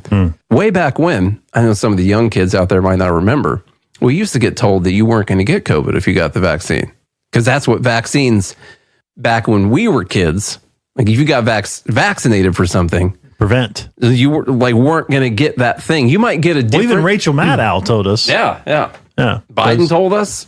If you get vaccinated, you can't get it. And it was actually the vaccinated who became the super spreaders. Because they thought that they weren't going to get their spread of the They were hopping on airplanes, traveling over different countries. You know? Like me. Yeah, like you right like there. Me. Yeah. I wasn't going to call you out. I got COVID right before I went to Italy. Did you? Yeah, that was when we went to Freedom Fest. Oh, yeah. Super spreader event back in July. It was a super spreader. A lot of people got that. Oh, okay. All right. Let's get on through I had just here. been vaccinated in June. So it was like I was at peak efficacy of the vaccine. Yeah. When I got it in late July. That didn't work. It still didn't work. All right. I'm going to play this video from the White House's Twitter account, which is just uncomfortable and weird. And I'm going to talk to you about a trick that they do. So much mahogany in there. They do this thing in this video that drives me nuts. But let's hear what the great people at the Biden administration are doing. We're President Biden's cabinet. Of course, we launched American Climate Corps, a historic program mobilizing the next generation of climate resilience workers. We're President Biden's cabinet. Of course, we're solving the climate crisis by putting young people on the path to good jobs. We're President Biden's cabinet. Of course, we're conserving America's beautiful forests, supporting wildfire response, and delivering jobs in rural communities. We're President Biden's cabinet. Of course, we're creating a climate-ready nation and creating jobs at the same time. We're President Biden's cabinet. Of course, we're going to work to empower the next generation of stewards who will protect our lands, waters, and wildlife. We're President Biden's cabinet. Of course, we're increasing access to skills-based training for our future clean energy workforce while saving the planet. Such a good video. Now, of course, they have to do this to get people to deliver jobs. I see what you did there. Rural Of communities. Of course, they do. Yeah. And of course, these jobs would never exist if they didn't have the White House Climate Corps. Yeah. These extremely valuable jobs to society would not exist if we didn't have President Biden's cabinet doing the White House Climate Corps. And I'm just going to, this has nothing to do with the dumb bleep thing, but they're pulling they're pulling like a TV show film trick thing here. It's not a trick, but there's this thing that shows do and that movies do. When you're walking forward towards the camera, it makes the viewer feel like the story is moving forward, like there is something happening. The TV show House does it all the time. There's always these shots of him walking through the hallway, big group of people around him, and they're walking with the camera. They literally only do that because it creates the illusion of the story moving forward, and it makes you feel like that's what's happening. And so they had someone tell them this. And each one of these people, you can see, they're standing still until they tell them that it's time to go. And then they start walking towards the camera right after that. And once you realize that they're doing this, it becomes so ridiculous. I'm just going to turn the volume down on it. Like, where's she going? You think she's going somewhere pretty important right now? Why couldn't they just catch her when she sat at the desk? I feel like she knew that they were going to do this. This guy can't move, but they zoom into him. Did you see that zoom? Yeah. You got to get it closer to the camera. How about the next person? Is she standing still? Start walking while you're talking right now. It's like this weird marketing illusionary trick that they're trying to pull to, once again, where was she? It was like, oh, we found her. She was in the back corner of this thing up here. Come Is she closer. on the roof? Is she on the White House She's roof? on the random roof working hard for people. Yeah. Of course, she's going to do some really... Now, she was mid-walk. She was. She has mid-walk. a 3-ring binder. She could actually have an important job. Yeah. I'm not sure. Mm-hmm. Anyhow, I just, the Climate Corps, what's their new gun? I forgot some of the gun safety thing too that they're doing. It's only things that they can do that they've got to do for us to keep us safe. And they're saving the planet. If I trust anyone to save the planet, it's the Biden administration. This one got popular over our Christmas break. Did you see number 7? Did you see this one anywhere? No, I did not. All right, go ahead. Oh, actually, no, I did. Yes. All right. This is from Blade of the Sun. Although multiple people did tweet about this. A lot of people. Javier Milei continues his fascist rampage in Argentina. Fascist. He has authorized the privatizing of all remaining state-owned industries. That's fascist. Yep. To privatize businesses. Yeah. He has also authorized the sale of all social housing and removed all rent controls. It is going exactly as expected. This guy is ushering in Mussolini's dream. Fascism. Yeah. It's when you give the business owners control over their own businesses. So it's when you privatize industries and you decrease or remove state involvement from the market. Yeah. As we know, ties in heavily with fascism. Yeah. Any step down from socialism or communism is only a step down to fascism, I guess. These people have no idea of even definitions. Now, fascism, when it comes to economics, we talk about it all the time. There is private ownership. But it's government controlled. It's complete. It's like you have to, they tell you to produce this, you got to produce it. Now, we do that a lot. We'll invoke the Defense Production Act or we have thousands upon thousands of regulations and stuff like that will control the businesses with, and they still have private ownership. And so we kind of have a semi-fascist economy. They call it a planned economy. Yep. People don't like it when you throw around the F word. Maybe we'll just call it a planned economy. Unless it's people you don't like. Then they like throwing around that word. That's true. Yeah. That's true. But yeah, authorizing the sale of the government's houses and authorizing the privatizing of the government's industries that they took from the people who started those industries. He's just giving them back. Fascism. Like you're just giving them back to either the people started them. Did or you hear people this who, guy just laid off 5,000 federal workers? I heard it from you. Yeah. I haven't seen it anywhere, but I did hear it from you. So that's definitely fascist. When you decrease government size and power. Taking away people's jobs. We don't even need to check the definition on that. How did this end up in dumb bleep? I don't know. Doesn't even make any sense. Jeez. Okay. Thanks to whoever put the trailer for this great looking movie called The American Society of Magical Negroes. The American Society of Magical Negroes. It's a movie coming out. It's from the Associated Press, by the way. Argentina's new president lays off 5,000 government employees hired in 2023 before he took office. Okay. So he was like, nope, all the people that got hired in 2023 that don't need to be here. They don't need to be there. Because there's no reason for you to be here. See you later. All right, so Dumb Bleat number 8. This is the last one. We're going to watch a movie trailer. I got to tell you something about what I did over my break, though, Charlie. Tell me. Beforehand. I keep seeing... Tell me more. I've seen on X stuff about this movie called Leave the World Behind, and a lot of right-wing influencers on Twitter were posting about how the Obamas were executive producers on this, and it's this, anti-racism movie or anti-Tesla because these Teslas crash. And I'm just going to tell you, the people who posted about it, they hadn't watched the movie yet. I watched it with my mom, and I'm highly sensitive to annoying politics in movies, and maybe the standard is changing because there's so much politics in the people who didn't watch the Barbie all the movie. time. Yeah, that's true. I went and watched it. Dude, there was it wasn't bad. It was a terrible movie. Yeah. No, not Barbie. I'm saying this Leave the World Behind movie. It was both better and worse than The Happening at the same time. I don't think I've seen The Happening. Oh, don't do it, because for some reason you like Mark Wahlberg. But it's not like... And you haven't seen one of the main reasons I hate Mark Wahlberg. And so just maybe don't do it. So it's nothing like Braveheart, like a classic. No. Amazing film that took you forever to watch. God, no. It's terrible. And I watched it quick. I got it out of the way. Yeah. I like to wait for really good things, have anticipation for positive things in the future. This one I wanted to get out of the way real quick. That's an insurrection, by the way. Yeah. You want to watch an insurrection, Braveheart. That's a good one. Yeah.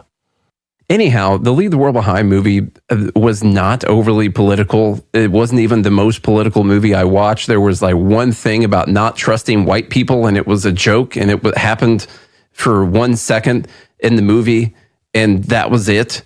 And the Tesla's crashing. It's because there was a cyber attack going on and they were hacking cars that had self-driving. That's a possibility of something that could happen. The cars could be hacked and driven by people if they wanted to do that, I guess. I don't know. I don't know anything about technology, but it sounds like something that could happen. And so I don't think they were trying to take down Tesla or make white people look bad or anything, because at the end of the day, everyone got along and with each other. So anyhow, I just wanted to say, maybe don't freak out about every little clip from a movie. I watched Die Hard 3. There's a scene with Samuel L. Jackson where his nephews come into his shop. They have a stolen stereo that they're wanting to bring to his pawn shop. And he asks them something like, who are we not going to trust, or who do we not want to help us? And they both say, white people. That was a movie from like the 90s or something like that. And I love that movie. That was more than what was in that Leave the World Behind movie that everyone was thousands of retweets about. Watch the movie. But this movie, I'm telling you right now, I'm not going to give it any benefit of the doubt because it's called the American Society of Magical Negroes. And it's about a group of people that have to go around making white people feel good so life is easier for everyone. It actually looks like it could be an enjoyable movie, and I actually think it's going to do well because it looks like it's nicely done. But the idea of the movie... I'm not going to judge it till I watch it. Yeah, here we go. Because I don't know.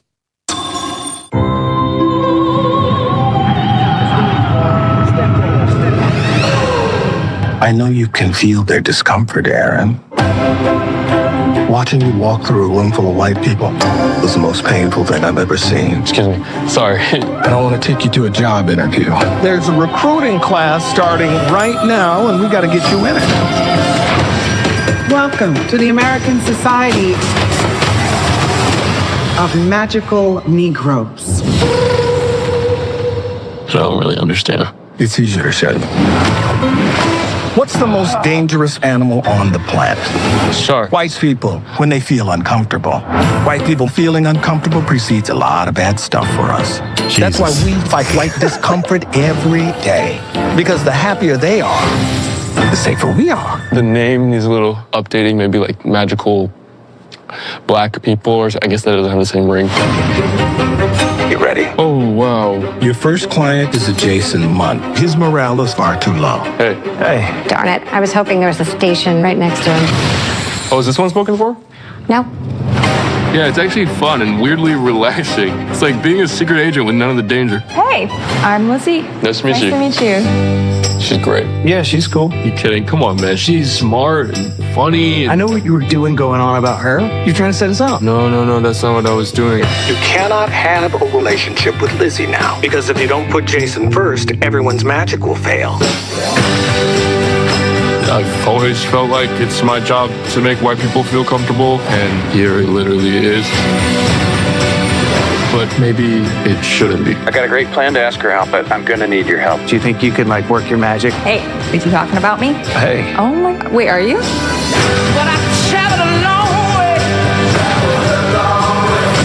Okay, is that enough? Gay. Okay. My first reaction to this trailer. Gay.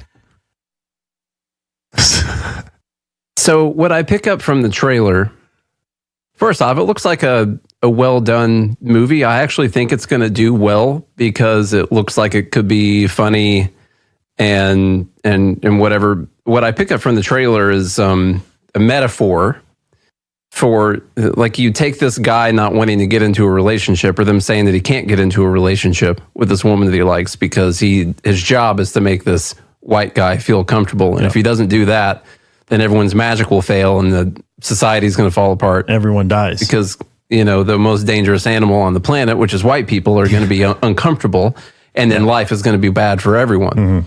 And so it looks like he's going to learn that he needs to start living life for himself instead of spending his time trying to make white people feel comfortable. And I'm assuming that's kind of the idea of the movie, or the metaphor of the movie. But we haven't seen the movie. I'm guessing this one's pretty overtly racist / anti-racist, though. I don't. Just your thoughts on the idea of the movie, Charlie? Seems pretty racist and gay. Are you saying that is a bad thing? Because normally you'd be like, not that there's anything wrong with that, but in this case, it seems like you're using it in like a derogatory way, like something you don't like. No, it's like the music gay. And everything seemed kind of happy. Like, oh, I got you. Yeah. Okay, it did feel like a happy, kind of upbeat, and in your words, gay movie. Yeah, like Harry Potter. And magical. So I think, so you're saying other people who want to feel gay are going to watch this movie. Yeah, and maybe this will make all the black people who want to see it feel gay in the process.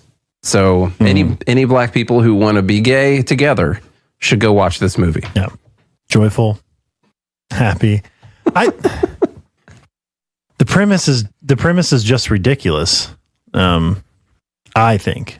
Now, I don't know what the whole movie entails. Perhaps it's a different kind of message. But Maybe what the trailer seems to imply, as you mentioned, that the most dangerous people are white, and the idea is that black people spend their whole lives just, their number one goal is to make sure white people feel comfortable so that they're safe. Which I wish they'd do a better job. Seems ridiculous. Yeah. That does seem ridiculous, doesn't it? I mean, you tell me, how safe do you feel when you go to Kroger in your town? I feel completely safe as long as I have my gun. I got this cool concealed carry shirt, by the way. It's like an undershirt that you wear tight. It's got a pocket inside here for putting your gun in there. So how do you get to your gun if you're like wearing a hoodie? You just gotta, if something bad happens, you pull your shirt up. And everyone's like, what the hell is this white people doing? And then they look away. And while they're looking away, that's when you get your gun out. Yeah. Is there a place for the level in there too? Yeah, on the other side. Dual wielding type shirt that I got. I feel like that only works if for you're wearing Christmas. like a jacket. Like you wear that shirt and then a jacket. I could pull this shirt up pretty quick. I mean, it doesn't have a pocket in it, but tell me you can't pull your shirt up pretty quick? Girls do it all the time. You know? Yeah. Ever gone to a concert? What if? Well, yeah, I guess so. I mean, I don't know. Pull up one and here with the other. Have you tested it out? No. What was your reaction? Who do you want me to test it out on? Oh, you mean just pulling the gun out? A target. I don't have to finish. Yeah. I gotcha. A target.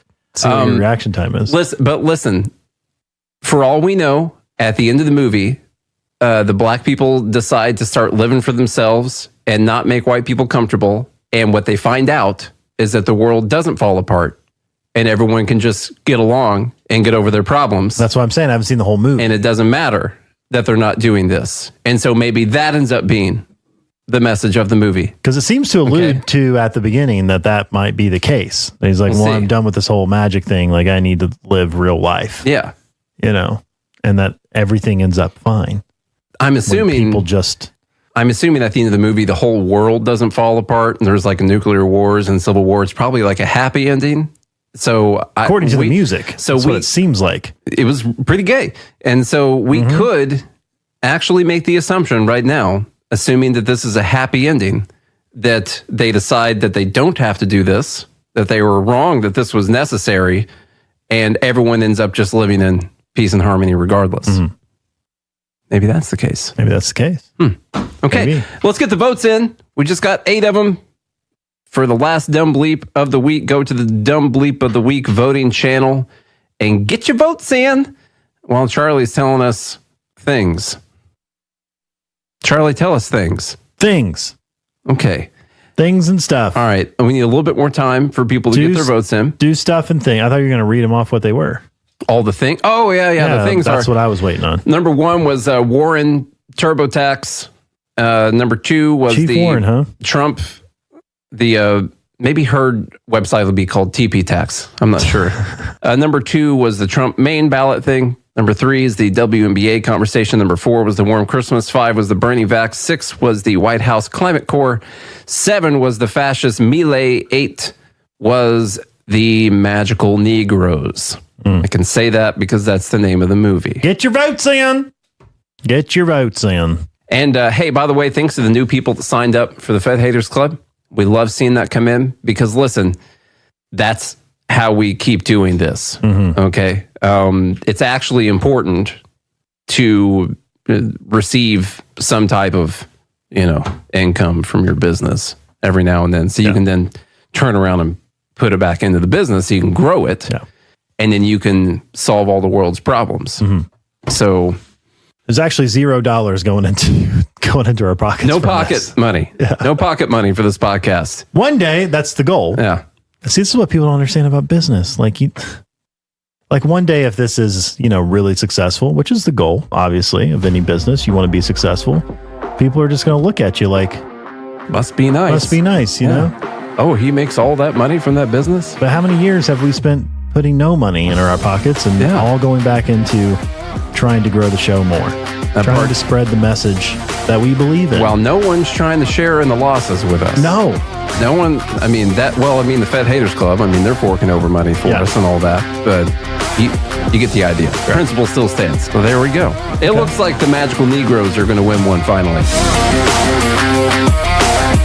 Some of you have wanted to support Free Talk Live's mission on a monthly basis, but don't want to support Patreon. Now we have an alternative that also helps our premier streaming platform, Odyssey. Visit video.freetalklive.com and click join at the top of the channel. You can subscribe for $5 per month, and unlike other subscription services, Odyssey adds their processing fee on top, so it'll cost a little over $5 per month, but Free Talk Live will receive the entire amount you pledged. Higher donation tiers are available if you're feeling so inspired. You'll get a special membership badge that's visible in the Odyssey chat room, and if we get enough supporters, we may enable members-only chat. This new subscription method is a great way to decentralize our direct listener support away from just Patreon and also support a libertarian-run business, Odyssey. Please visit video.freetalklive.com and click join to subscribe to our Odyssey channel and help support spreading our message around the planet. Visit video.freetalklive.com and click join today. There are basically two types of advertising, direct response and branding. Radio's great for direct response with its low cost to listener ratio, but audio can't be beat for branding, which is a longer term endeavor. You want to be the first thing that someone thinks of when they think about your product or service. If you have a local business that you want kept top of mind in your community, call the station. If you need national reach, Free Talk Live's got around 200 radio stations, millions of monthly listening sessions, can suit all budgets, and if we don't think we're right for you, we'll tell you. Email me, mark@freetalklive.com. Tired of cancel culture? Sick of mega tech corporations holding an axe over your head? Join the LRN.FM Matrix chat server. It's self-hosted, so no one else can tell us what to do or say. Don't like the existing channels? You can make your own. You can even connect into some of our channels from other Matrix servers. It's federated. For the full LRN.FM Matrix experience, though, you should join our server via the step-by-step instructions at chat.lrn.fm. Chat.lrn.fm. The latest episode of Free Talk Live continues with Hour 3 up next after the news here at listen.freetalklive.com. From Feature Story News in Washington, I'm Kate Fisher. Judges in Washington, D.C.'s appeals court have questioned arguments made by Donald Trump's lawyers that he's immune from prosecution. They're yet to make a ruling, but even when they do, the case is likely to go to the Supreme Court, all while Mr. Trump campaigns for re-election. From Washington, Caroline Malone reports. The DC appeal court judges reacted skeptically to the arguments put before them by the former president's attorneys on Tuesday. The lawyers argued Trump should be immune from prosecution in an election interference case, as he was acting in an official capacity leading up to the January 6th insurrection. The lawyers also said because he'd already been at a hearing in Congress in which Trump was impeached by the House but not by the Senate, he can't be tried again. The judges and prosecution expressed concern that immunity for a former president could lead to future leaders carrying out crimes with impunity. Trump afterwards said if the case is allowed to proceed, current President Biden may also be vulnerable to prosecution after his time in office. US Defense Secretary Lloyd Austin has been treated for prostate cancer and a urinary tract infection, according to his doctors. The announcement comes after the Pentagon admitted that Mr. Austin had been hospitalized since January the 1st, but took days to inform the president and other top officials. The White House Chief of Staff has now ordered cabinet members to notify him if they can't perform their duties, while the administration mounts a policy review. The Palestinian ambassador to the United Nations has welcomed the move by South Africa to haul Israel before the International Court of Justice. South Africa filed the lawsuit accusing Israel of genocide in its war in Gaza. It's seeking an order of the court to halt the military assault that's killed more than 20,000 Palestinians. Here's the permanent observer of the State of Palestine to the UN, Riyad Mansour. We are very grateful to the government of South Africa for taking this very important and highly moral position. NASA says it's delaying 2 upcoming missions to the moon by around a year. Ira Spitzer has more. Citing safety concerns, NASA says the Artemis II mission is now scheduled to launch in September of 2025 instead of November of this year as originally planned. And Artemis III, which aims to be the first crewed lunar landing since 1972 and the first ever crewed landing on the moon's south pole, has also been pushed back to September of 2026. The U.S. Space Agency says data collected from its Orion capsule as part of the Artemis I launch in 2022 led to the decision, as it raised issues with the electrical system and other concerns. From bureaus worldwide, this is FSN. With FSN Spotlight, I'm Simon Marks. Today, more questions for Boeing about the safety of their 737 MAX 9 aircraft, after United Airlines said it had found problems with loose bolts that need tightening on several planes, just days after 117 passengers and crew survived when a section of fuselage fell from an Alaska Airlines jet in mid-flight. This is by no means the first set of questions to be raised about the safety of the 737 MAX.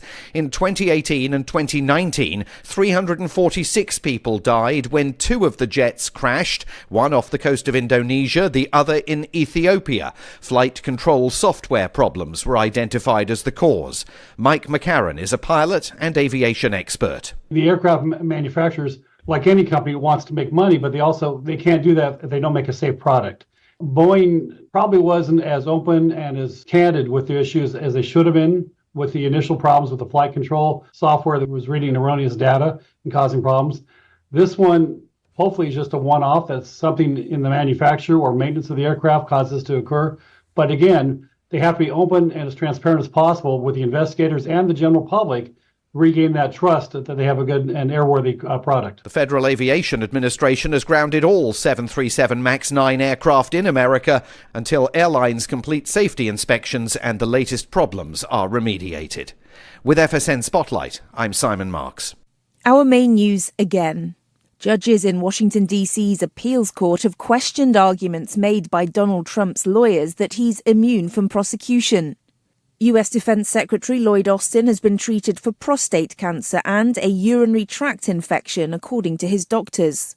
And NASA says it's delaying 2 upcoming missions to the moon by about a year. And that's the latest feature story news. Kate Fisher reporting.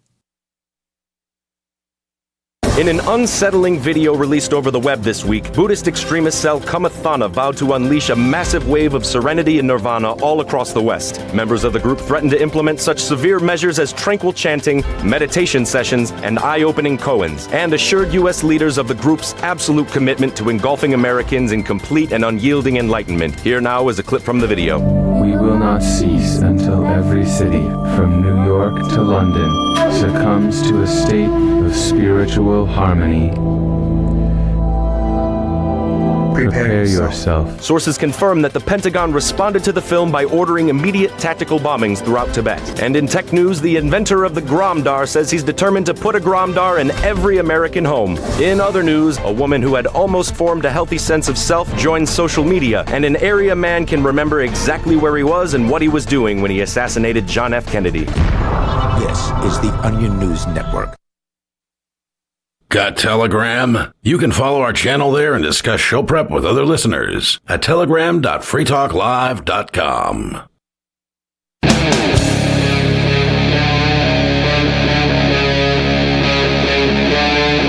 Free Talk Live. What's up, Liberty-loving friends? This is Nate and Chuck, Liberty Night on the Free Talk Live Network, and it's finally time for Don't Bleep of the Year. The live group has been counting down. That's the Fed Haters Club, and guess what? Joining us live, they can talk whenever they want, are members of the Fed Haters Club. They're here for Dumb Bleep of the Year. Anyone wants to chime in anytime, they can come in, say funnier things than me or Charlie. That's a pretty cool perk. Yeah. Get to talk on the episode. It is not very hard to be funnier than Chuck. Oh, okay. Yeah. That's what we're going to do this whole episode, I bet. If you ever hear us mentioning Costco, who's Charlie's biggest fan, he's going to be chiming in, I'm sure, with some Chuck hatred today. Yeah. It's all flirting. Yeah. You know, so just so you know, every time he chimes in, it's just flirting with the big man. It's January 1st. Yeah, Merry New Year, man. Yeah, New Year's Day right now. Yeah. We hung out together as friends last night. Yeah. Weird. With some other friends and the kids. And I just want to commend everyone that was there with us. We stayed up until midnight, and we actually counted down. We watched Leonard Skinner playing the Nash Bash, whatever it was. Oh, yeah, the Nash Bash. And it was a good time. We didn't hear a peep from the kids almost all night. It was almost like it was just adults hanging out. They were upstairs playing the whole time. They were upstairs playing video games and watching movies. Yeah. It's perfect. And so we've been, the live group, the Fed Haters Club, joingml.com, has been voting through all of the dumb bleeps from 2023. We went through a big round one, and then we narrowed it down by quarter. So we could vote on the quarters to get those down to the final four. And we are bringing you the final four. So there's no new news today, but we are going to be going through what we decided were the dumbest things from last year. And we're going to figure out what Dumb Bleep of the Year is. The winner of this will get a trophy sent to them. And whoever submitted the thing also gets a trophy as well. I don't know who that is. Yeah. no way of knowing. Yeah, it's going to be a good time. We appreciate everyone coming and hanging out with us today. I really don't have this super prepared episode for us, Charlie. I know that that's really weird. You're thinking I'm going to bring up a bunch of slides and just have this all prepared and know exactly what we're going to read. But I figure since everyone's hanging out with us today, it'd be more fun to be unprepared. Yeah, exactly. This is in no particular order, and I guess in true Chuck fashion. I do have to explain. One of the ones that would have been in this slot right here, I got to get a little bit of correction out there, kind of. There was a story about a Clinton aide, Mark Middleton, I think was his name, and he had committed suicide. And at the time that we had the story from the New York Post in January, the report was that there was no gun found at the scene, but he had been shot in the chest with buckshot, and he had been hung from a tree by an electric cord, an extension cord. And it seemed kind of weird that there was no gun at the scene, and it was still ruled a suicide. And so that made it into Dumb Bleep of the Week. And in fact, it was doing really well, made it all the way to Q1 and was winning for Q1 too, and would have been one of the final four. When I researched it to pull up the story, I found that New York Post had posted again in February and said actually there was a gun found at the scene and that the original report was incorrect, but that they had gotten more information and there was a gun found at the scene. Now, the gun was 30 feet away. The gun was 30 feet away from Mark's body, and the explanation was that the recoil from the shotgun and the angle at which he had shot himself with the shotgun had kicked the gun 30 feet away from his body. Propelled the firearm. And that's why the gun was found so far away from him and still ruled a suicide. I got to say, we're going to need to test this one, I think. And I'm not going to do it personally, but I think we're going to need to test this theory of a gun flying 30 feet away from your body. After you shoot yourself in the chest with a shotgun. While you've rigged yourself to hang from an electric cord in a tree after you get shot with the gun. Yeah. But because that information was not available for our first Dumb Bleep in January, we went ahead and disqualified because of the new information that had come to light, which means we have moved down to what would have been number 2 for Q1, which is USC. It's a college. You ever heard of USC? I wonder, if he shot himself, but it's in the chest, so you can still live for a little bit. Yeah. And then, so he dropped the gun, and then he walked over to the tree, and hung himself with an electrical cord. And then that way, it's all suicide. Well, wasn't there a level on site? Yeah, well, I don't know. I don't know how far the level was away from him. That's the problem. Yeah. So also, imagine shooting yourself in the chest with a shotgun. That would be tough. Just first off, tough. How long are his arms? I mean, you'd be long enough to hit the trigger. It's just the story is that he rigged himself. He tied the electric cord around his neck and stood on a bench or something like that to where when he got shot, he would fall off of it and he would hang from the tree. This is a very morose way to start 2024, but I think we'll have more of this in 2024. And he wrote Clinton aid was here. Yeah. Epstein's list comes out tomorrow or something, so we'll see about that. Well, starting 2024 off with a bang. There you go. So that's the story, and the story was that the recoil is what threw the gun away from the body, and that there was no level on site, and that's why this is all pretty Who easy investigated this, Hillary Clinton? Maybe. Possibly. Okay, but anyway, the actual... That one didn't make it. Wasn't Kurt Cobain style? Not quite. It was slightly different from that. Yeah. And it wasn't from love. And it wasn't... Oh, man. USC. Well, I'm just saying that one didn't make it. No. It did, but then didn't. Didn't. Because there was a gun found. We got to test this shotgun thing, though. I want to see it fly 30 feet. Okay. I just want to test it. So USC will no longer use the word... This one did make it. It did, yeah. Oh, okay, this is Q1. This is the Q1 winner. They will no longer use the word field over its racist connotations. This is from January 11th of 2023. Go ahead, Charlie. The University of Southern California School of Social Work will no longer use the word field in its curriculum, saying it may have racist connotations. USC's Suzanne's DeWerk Peck School of Social Work. One of the finer schools of social work. Yeah. So the change was critical to support anti-racist social work and inclusivity. The department specifically decided to remove the word field from its curriculum and replaced it with practicum, according to the letter, which was dated January 9th, just 3 days after the remembrance of the worst day in American history. Yeah. This change supports anti-racist social work practice by replacing language that would be considered anti-black or anti-immigrant in favor of inclusive language. So you can't say like this field of study. Yeah, that's racist. What about the baseball team? Do they take the field? Racist. The football team. Yeah, very racist. The Trojans. They can't take the field anymore. They take the practicum. Yes. And you want to look for They storm onto the practicum. They do. Okay. And you want to see who wins on their track and practicum team. That's right. Maybe they go to the Olympics or something. I don't know. The letter continued, language can be powerful, and phrases such as language can also be dumb when you change it. But it's violence. Yeah. And phrases such as going into the field or field work maybe have connotations for descendants of slavery and immigrant workers that are not benign. They're malignant. You can only pick benign words. Now, imagine they're trying to protect this person that when they say, oh, I see you're going into the field, and this person whose great-great-grandparent may or may not have been a slave or something like that, they're like, oh, the field, just like my grandfather went into the field. Like, that's the first thing that you think of when you hear that. They're going to study at USC. Exactly. Like a pretty prestigious. It's a fairly prestigious place. Fair weather. It's very nice in Southern California. Yeah. It's a very sought after school and going to cost you a lot in student loans. Very expensive school. Unless you have rich parents. Unless you're one of the people who were offended by the word field. And then you'll have student loans. Yeah. What? Sorry. USC says they are joining other universities across the nation and making changes to their institution to honor and acknowledge inclusion and reject white supremacy, anti-immigrant, and anti-blackness ideologies, who are well known for using the word field when speaking about people that they don't like. We are committing to further align our actions, behaviors, and practices with anti-racism and anti-oppression, which requires taking a close and critical look at our profession, our history, our biases, and our complicity in past and current injustices, USC said in the letter.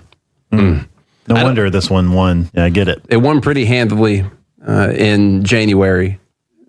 Beat out all the other ones pretty good. We had a lot of great submissions this year. Some of the ones that made it through, 2023 was a dumb year. It was a very dumb year. Yes. And listen, what you got to remember, it's the first day of the year, okay? Everyone thinking positively. I get it. You know, you're making your New Year's resolutions. You got any New Year's resolutions, Charlie? No. Me either. Me either. That way, there's no disappointment or failure. Every day, I'm just trying to be a little bit better than yesterday. There you go. That's a good one. Yeah. But I didn't make that like a resolution. Yeah. My resolution this year was to not have a resolution, and I think I'm doing great. Actually, but that's a resolution. Okay. So you failed. All right. So that's number one. There's only 4 here in no particular order. Let's go to the next one. Charlie, you weren't actually. So is the song Bob O'Reilly by The Who? Is it banned on USC now?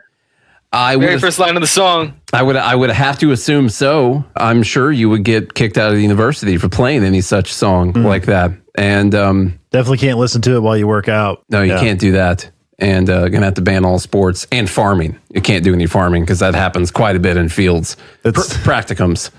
Yeah, mostly happens in fields. Yeah, I look forward to hearing when my family goes to plant the practicum later this year. Yeah, it's a great word. I love it. All right, the next one, City of Atlanta. You weren't here for this episode, actually. I'm going to pause and see if the Fed, anybody else in the Fed Haters Club have anything to say. Is anyone like Nate's trying to move on? And I'm going to open the door for you. Open the mic. Yeah, see, that's why I didn't do it. And nothing. Yeah, There you go. Right, well, the city. You can shut that door. That's why we started the podcast and you guys didn't. There you go. Because we can BS with the best of them at a moment's notice. Yeah. You weren't here for this episode when we talked about this, but it's pretty nuts. Oh, no, Chuck, no surprise. Yeah. The city of Atlanta mistakenly tears You're saying down. I missed an episode? You missed an episode. Last year? This is one of the rare episodes. That's one of my resolutions. you I'm not missed. going to miss a single episode. Mm-hmm. I'll give it a week. Yeah. It's a goal. Just because you have a goal doesn't mean you're going to reach it. But at least Wouldn't you be more, say you're not going to miss more than 10 episodes this year. No, I'm not going to miss a single one. I'm trying to help you as a friend. No, and not have you set yourself up for any kind of failure. You know, Michelangelo said that it's not that our aim is too high and we miss it. It's that it's too low and we achieve it. There you go. Yeah. I'm not trying to achieve any goals here. Okay. Just trying to set the bar high. I got you. The city of Atlanta mistakenly tears down home and then sues the owner for the demolition costs. So I tried to see if there was a resolution to this story. It's not. There's, I guess, still a case pending? going on right now. I looked all over trying to find a resolution. Let's listen to that story real quick. City sent notices to the wrong address before demolishing his home on Atlanta's historic West End. He reached out to Channel 2 consumer investigator Justin Gray after watching a Channel 2 investigation here last week. Justin's live on Lawton Street in Southwest Atlanta. This is very interesting, Justin. Yeah, Lawton Street, Karen. Keep that in mind. That's a key part of the story. That address is written right there on the screen. You can see this lot right now, just a vacant, empty lot. But the homeowner here says that address was wrong in communication with the city. They were referencing Lawton Avenue. That's a whole different place. In the process of a remodel, they come with bulldozers and knock the entire house down. It's just gut-wrenching. I don't even like looking at it. This century-old home used to sit on this West End lot near the Beltline. Everett Tripodis and his mother bought it as an investment property. This is prime real estate. But the City of Atlanta's Code Enforcement Division demolished the home. Tripodis says he had listed the home with the city's vacant property registry as required by law. But he says the city sent its code enforcement notices and orders to the wrong addresses. You can see from the case file, certified letters to an incorrect address were marked return to sender. It blows my mind how they could have mistakenly sent these to the wrong address. And look at the demolition hearing they work notice. for the address government. for demo, 311 Lawton Avenue, zip code 30314. But Tripodis' home is on Lawton Street, zip code 30310. Lawton Avenue does different zip exist, code. but Yeah. it is a different zip code. In fact, it's 1.4 miles down the road from the Tripodis home. I come and meet the contractor out one morning, and the whole house is gone. Everything's gone, nothing but dirt. A city inspector found the home unfit for habitation because of junk and debris and an unsecured entry. Tripodis reached out to me after seeing our Channel 2 Action News investigation last week. Andre Hadno stuck with a nearly $700,000 lien on his Atlanta property for a code enforcement demolition. Did you take each brick and individually blast it off into space? I mean, for $700,000. In Tripodis' case, Atlanta City Council denied to pay out his claim for damages, writing, quote, the council has determined that the city cannot accept responsibility for this matter and therefore cannot pay this claim. He has now filed this lawsuit against the city. The city demolishes the property and then sends you a bill for accidentally or mistakenly, negligently demolishing your house. So wait, you're telling me the city investigated And we did themselves reach out to the city of Atlanta and They determined did that they not can't be respond. responsible for The that? future of this dispute, this case, is now in the hands of a Fulton County Superior Court judge. So what happened after this, this was the first report on this happening. And after he sued them for the damages, they came back and are now billing him $68,000 for the demolition. For the demolition. And saying that he didn't even get tickets to. He's got to pay it or they're going to foreclose on the property. Now, this all happened because they came and looked at it and says that it wasn't habitable. It was under construction because they were doing renovations on the house. And they said there was debris and stuff out in front of the house. And so that's why they came out and looked at it and said, oh, yeah, we're going to take this one down. That's because this house was under construction at that time. And then they turn around and instead of saying that, oh, yeah, we're really sorry, we're going to have to pay you for this. Clearly. Well, they did an investigation. Yeah, they did investigate. Yeah. And they found that they had no responsibility on the matter. All right. And how can people just not hate government after this? You just got to get the right people in power, How can you just not hate government, especially that poor black man? You're in Atlanta now with a council full of black people on there, and this poor black guy, every single one of his bricks individually were blown into space. This happened again a few months ago to someone else who her house got torn down while she was on vacation in Atlanta. So apparently they have some kind of an issue with this. Have demo teams running around. They sent notices to the person. The notices were returned to the sender. There was no one at the address, I guess. He says, when I saw the something come from the city, he got excited. Maybe it was a letter of apology. Maybe it was a check. But instead, maybe they're going to justly compensate me. I opened it up and realized that they were suing me for $68,000 for the demolition. How do you do this? There are human beings that work for the city of Atlanta and are on whatever the board is that had to decide this. And they still after knowing that the city of Atlanta messed up and demolished this guy's house, these human beings still decided to countersue this guy for the cost.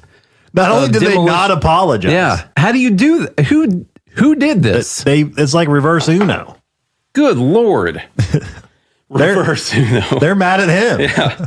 His Uno card was a draw 68,000. Yeah, exactly. That's the one they played.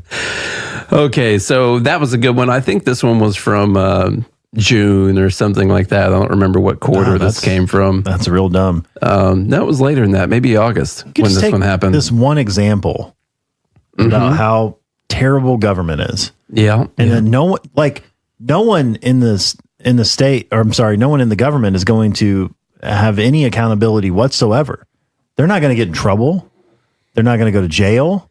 They're not going to have to, they'll probably have to pay. I bet this will go at least high enough in the courts to where this guy will be made whole, but it doesn't, like, the city's they're going to try to fight the whole way because they have their own team of lawyers and they're going to argue this case. And as we always say, they cannot admit that they were wrong about something. Yeah. As a government, you can't do it. And I well, it's not just lawyers, it's judges too. It's insanity. What was that? I didn't understand. It's not just lawyers, it's judges too. Yeah.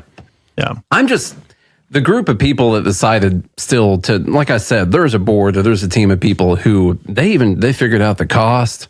They got the guy's right address to send them something.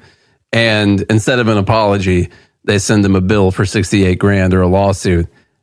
What human being who sleeps at night after doing that?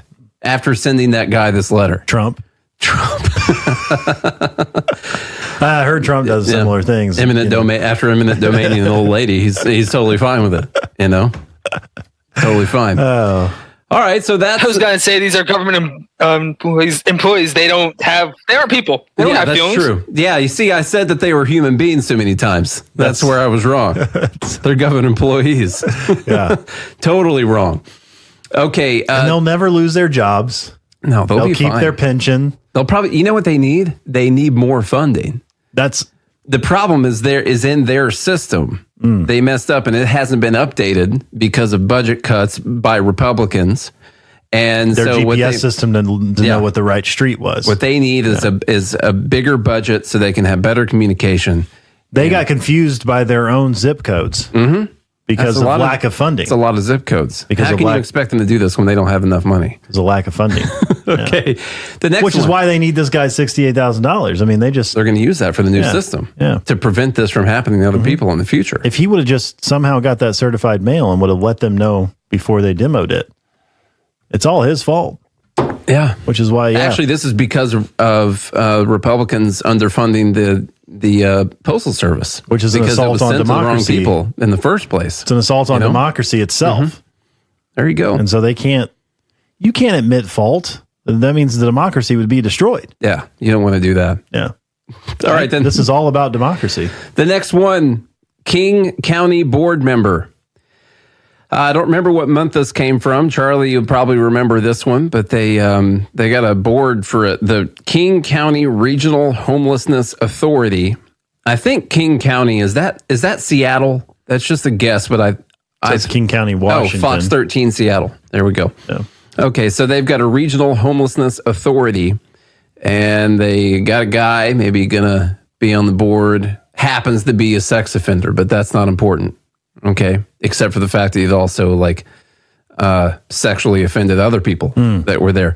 But anyway, someone tries to bring this up during their board meeting, this new guy coming on, and she just gets chastised for bringing up this guy's past, and then actually turns around and says that this is why he needs to be on the board, because this is an underrepresented group. So let's we don't have enough pedophiles on this board. Let's watch that video from Fox 13 Seattle. You know what we're missing? What? Oh, sorry. I was just saying, you know what we're missing for diversity? Yeah. Pedophile. Coming right up, we got more Dumb Bleep of the Year. We'll be crowning the winner. We'll be seeing who gets that coveted Dumb Bleep of the Year trophy. This hour of Free Talk Live is brought to you by Dash Digital Cash. Dash is the cryptocurrency designed to be used for spending. In addition to being one of the world's first cryptocurrencies, Dash was the first crypto project to have a decentralized autonomous organization that to this day continues to improve and promote Dash. Every month, 10% of the mining rewards go into a treasury. Anyone with one Dash to spend can put forward a proposal to the Dash masternodes. The masternodes vet the proposals and decide which ones move forward and are funded by that treasury. Nowadays, DAOs are plentiful, but Dash paved the way by doing it first, nearly a decade ago. Dash is one of the oldest cryptocurrencies and is widely available on exchanges, including the decentralized Maya protocol, and in multi-crypto wallets. It's easy to get and use Dash. Start by learning more at dash.org. Thanks to the Dash DAO for sending us 32 Dash per month to promote Dash on the air. Visit dash.org to learn about Dash. Dash.org. From Feature Story News in Washington, I'm Kate Fisher. Judges in Washington, D.C.'s appeals court have questioned arguments made by Donald Trump's lawyers that he's immune from prosecution. They're yet to make a ruling, but even when they do, the case is likely to go to the Supreme Court, all while Mr. Trump campaigns for re-election. From Washington, Caroline Malone reports. The DC appeal court judges reacted skeptically to the arguments put before them by the former president's attorneys on Tuesday. The lawyers argued Trump should be immune from prosecution in an election interference case, as he was acting in an official capacity leading up to the January 6th insurrection. The lawyers also said because he'd already been at a hearing in Congress in which Trump was impeached by the House but not by the Senate, he can't be tried again.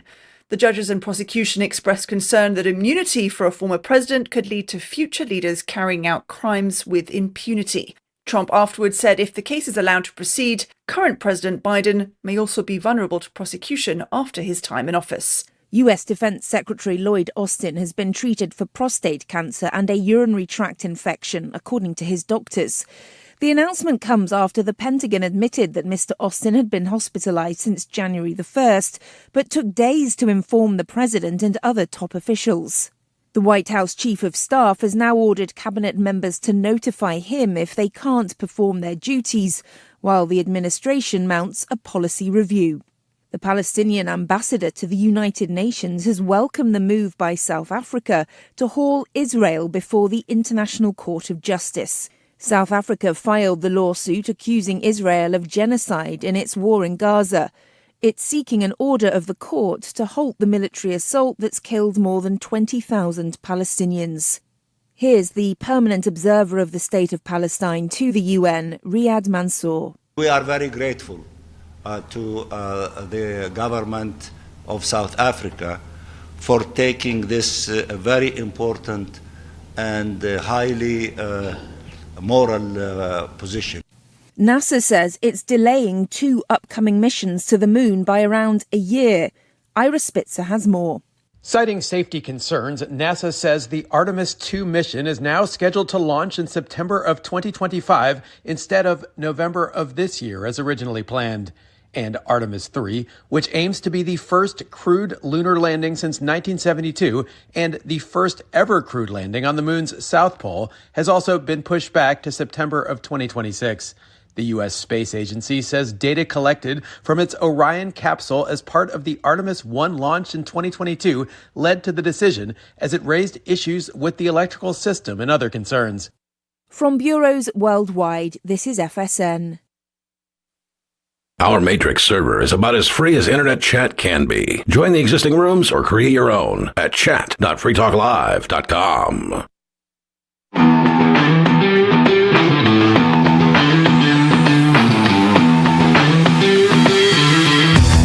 Okay, it's Liberty at Night with Nate and Charlie on the Free Talk Live Network, and we're currently going through Dumb Bleep of the Year. Dumb Bleep is something that we do every single week.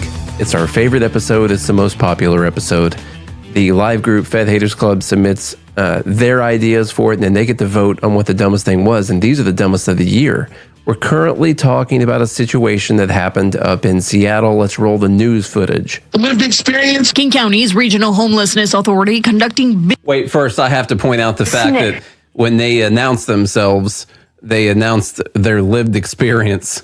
So you know this is going to go way downhill, first off. This lady should have known better than to bring this up. Representation of LGBTQIA2S+, American Indian, Alaska Native. Impressive qualifications as the Continuum of Care Advisory Committee voted on new nominees. Impressive qualifications. Yattahe, I second. Things running smoothly until... Can I say something?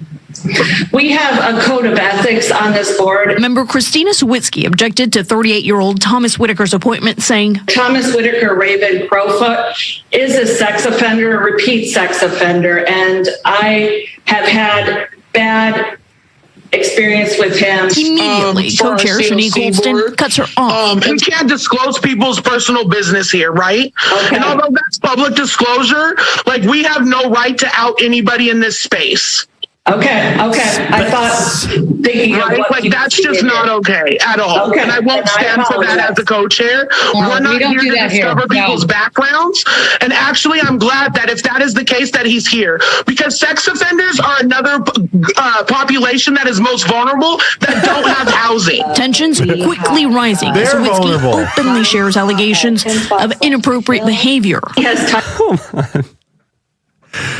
God. Sex offend. Can we put that in quotes, actually, with this person's face? There's another group of people that are most vulnerable. Sex offenders are another group of people, another population that is most vulnerable. Yeah. Yeah, we call that projection. Turn it into one of the inspirational quote posters. Yeah. We'll put it next to that lady's face if we can fit it on the meme. It'll be fine. God bless. You know, one interesting thing, the 3 out of these 4, they're all like local stories, actually, which is interesting. You know, it's not Joe Biden. It's not Robert Reich saying something. It's not Nina Turner saying something dumb. It's not Kamala Harris or whoever else. To find these people's addresses. Yeah. But they'll be more likely to receive the trophy. Yeah. That's the cool part. These people win, unless it's USC. They're probably not going to get it, but one of the other people win. We should send a card with a QR code to the episode. There you go. They can listen to it. Okay. I think it's pretty self-explanatory why this is dumb and why it just beat the other competition out of the water so far. The person who got mad and told her that we can't bring that up or whatever, we can't disclose people's private stuff. I like how she says And then she goes, public. It's a public disclosure. Even though it's public, we can't disclose people's private. He's a registered sex offender, Tina. There is a sex offender registry. Yeah. And someone who has had all she says is bad interactions with him in the past. It's He's a her sex lived offender. experience. I mean, if she would have started with lived experience, I got molested by the guy that you guys want to put on the board, I guess that would have been better. By the way, this thing was dumb enough just with the impressive qualifications after they read off the American Indian, Alaska If you look Native. at these people's resumes, their qualifications for being on this board. Yes. LGBTQIA2S plus American Indian, Alaska Native. Alaska Native, yeah. So, and then someone gets on there and is like, what the hey? How's it going? Like, come on. You had to look that up beforehand. Jeez. We all know this. All right, that's a good one. Good job, everyone. You're making it tough on us. And luckily, we have another video to watch from Spike Cohen. This is still... This made it. This is Q4's winner right now. This story comes from Georgia and the Department of Family and Children's Services. I just call it Child Protective Services when we were doing voting, but it's the DFCS in Georgia, and there's not a resolution to this case yet. Spike Cohen and his group, You Are the Power, have been doing a great job keeping up with this, and they made a really cool video about it. It's a 6-minute long video, but it's worth watching and crying over and all that if you want to do that. So let's listen to what's going on with the Hernandez family in Georgia, and a big shout out to Spike Cohen and You Are the Power for Don't Bleep of the Year. Meet the Hernandez family. That's Matt and Tucky and their daughters, Emma and Aria. Over the past few months, the Georgia state government has ripped the Hernandez family apart because Emma has a medical condition that the court simply refuses to acknowledge. This all started back in June when Matt and Tucky noticed some swelling in the lower legs of Emma, their infant daughter. They took Emma to a pediatrician who did some blood work and referred them to the ER. After an x-ray of her legs, the hospital's child abuse physician reported possible child abuse despite the fact that the blood work results indicated a medical disorder as the reason for her injuries. The Georgia Division of Family and Children's Services, or DFCS, seized Emma and placed her with her aunt and uncle. 2 weeks later, a caseworker visited the Hernandez home and determined that their older daughter, Aria, is obviously happy and very well cared for. The next day, Tucky was arrested for battery and cruelty to children. Now, take a look at this and tell me that these are battered children.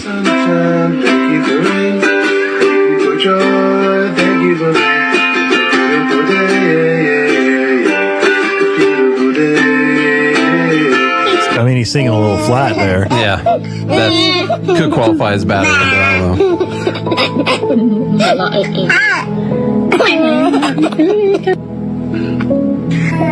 So she loves to Because of these charges, Matt is not allowed to communicate with Tucky, and Tucky is not allowed to communicate with Matt or her daughters. Now, while the aunt and uncle had Emma, she developed a rash on her feet. The state took Emma from them, claiming that either they were abusing her or allowing Tucky to come and abuse her. They took her to a hospital and they put her on a feeding tube and gave her other medical treatments without any of the family's knowledge or consent. Emma and Aria were then placed with a foster parent. At their first visitation, Matt noted that both Emma and Aria had signs of neglect, including cold, mottled skin and discoloration on one of Emma's legs. The foster parent completely dismissed his concerns, and DFCS had no interest in hearing them either.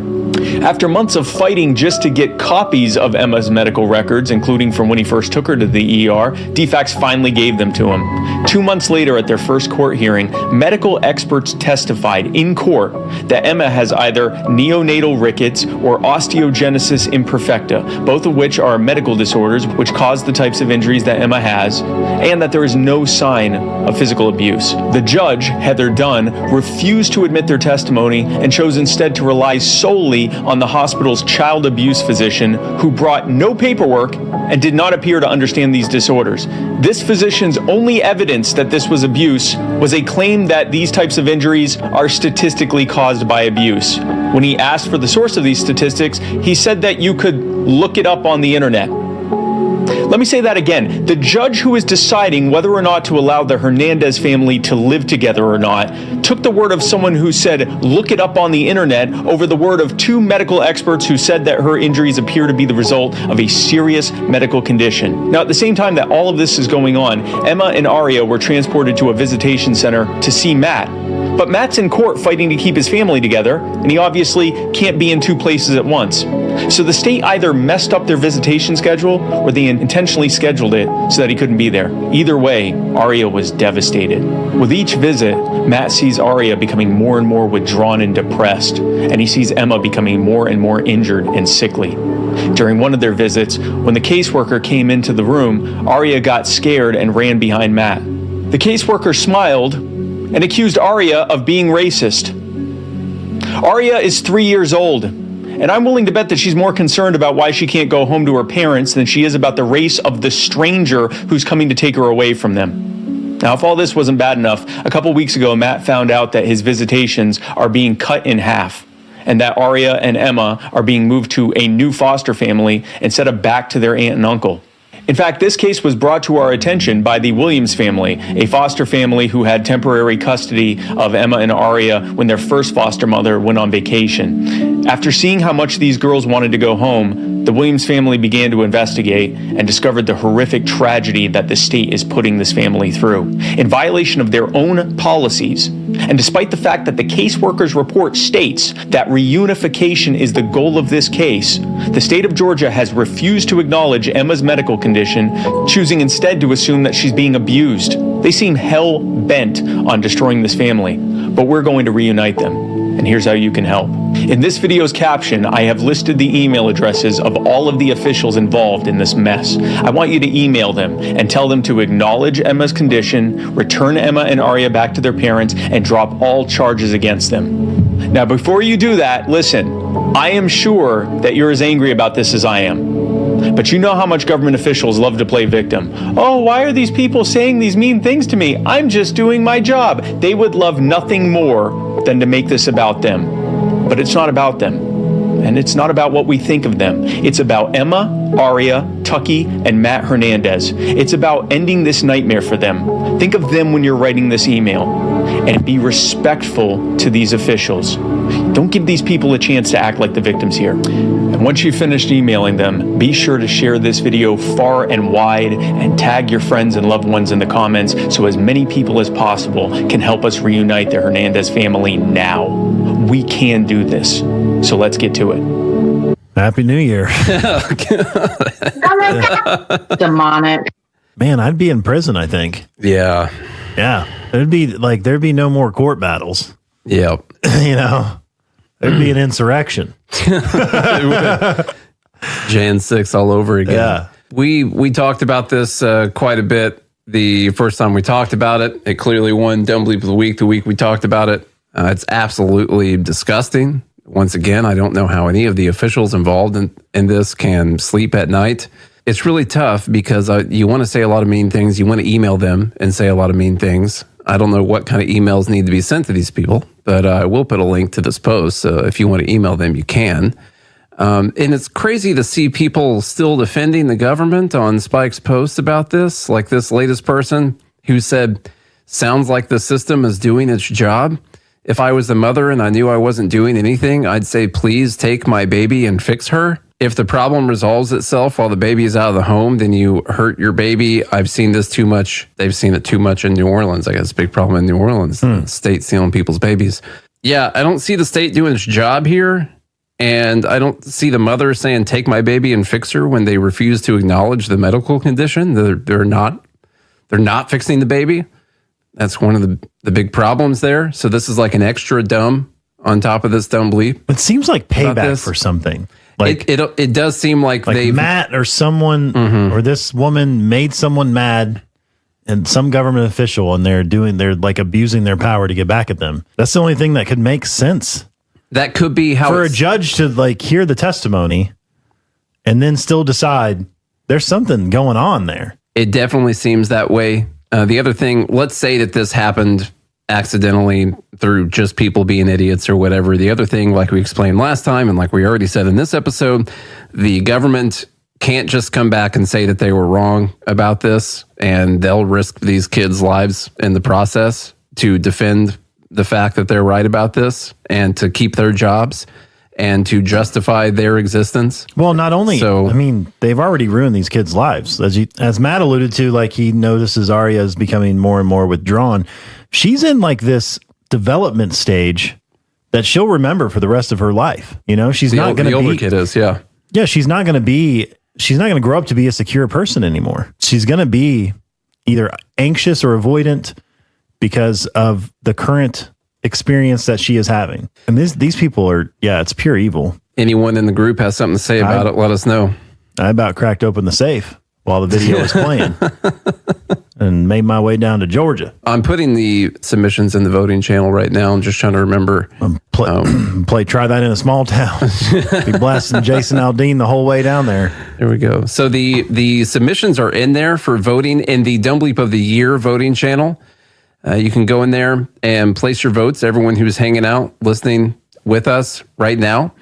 We got some great submissions. Like I said earlier, I think it's really cool that these are more, other than USC, these are more like local stories, and it just kind of shows you how important those things are. And it's really cool seeing Spike do something like You Are the Power, and taking on these local stories. Spike's like not that. the dumb bleep. No, definitely not Spike. Spike's the good bleep of the year. I don't know what bleep would be in that scenario. Yeah, so get those votes in right now. Anyone who wants to explain what they voted for and why may do that at any time. I chose the last one because you can get a new house, but you can't get new kids. You can't get your kids back. So if the government takes your house, you can find another one. You can build a new one. You certainly can't get your kids back, or That's good. Or even when you do, I mean, they're like Charlie was saying, they're potentially causing lasting damage. Psychological damage. Hopefully it doesn't go on for a long time. I don't remember how old the old, was it 3? Yeah, she's 3. So maybe she doesn't remember this. We'll see how long this goes. Or, we're also assuming it's going to get resolved and they're going to get the kids back. They might not.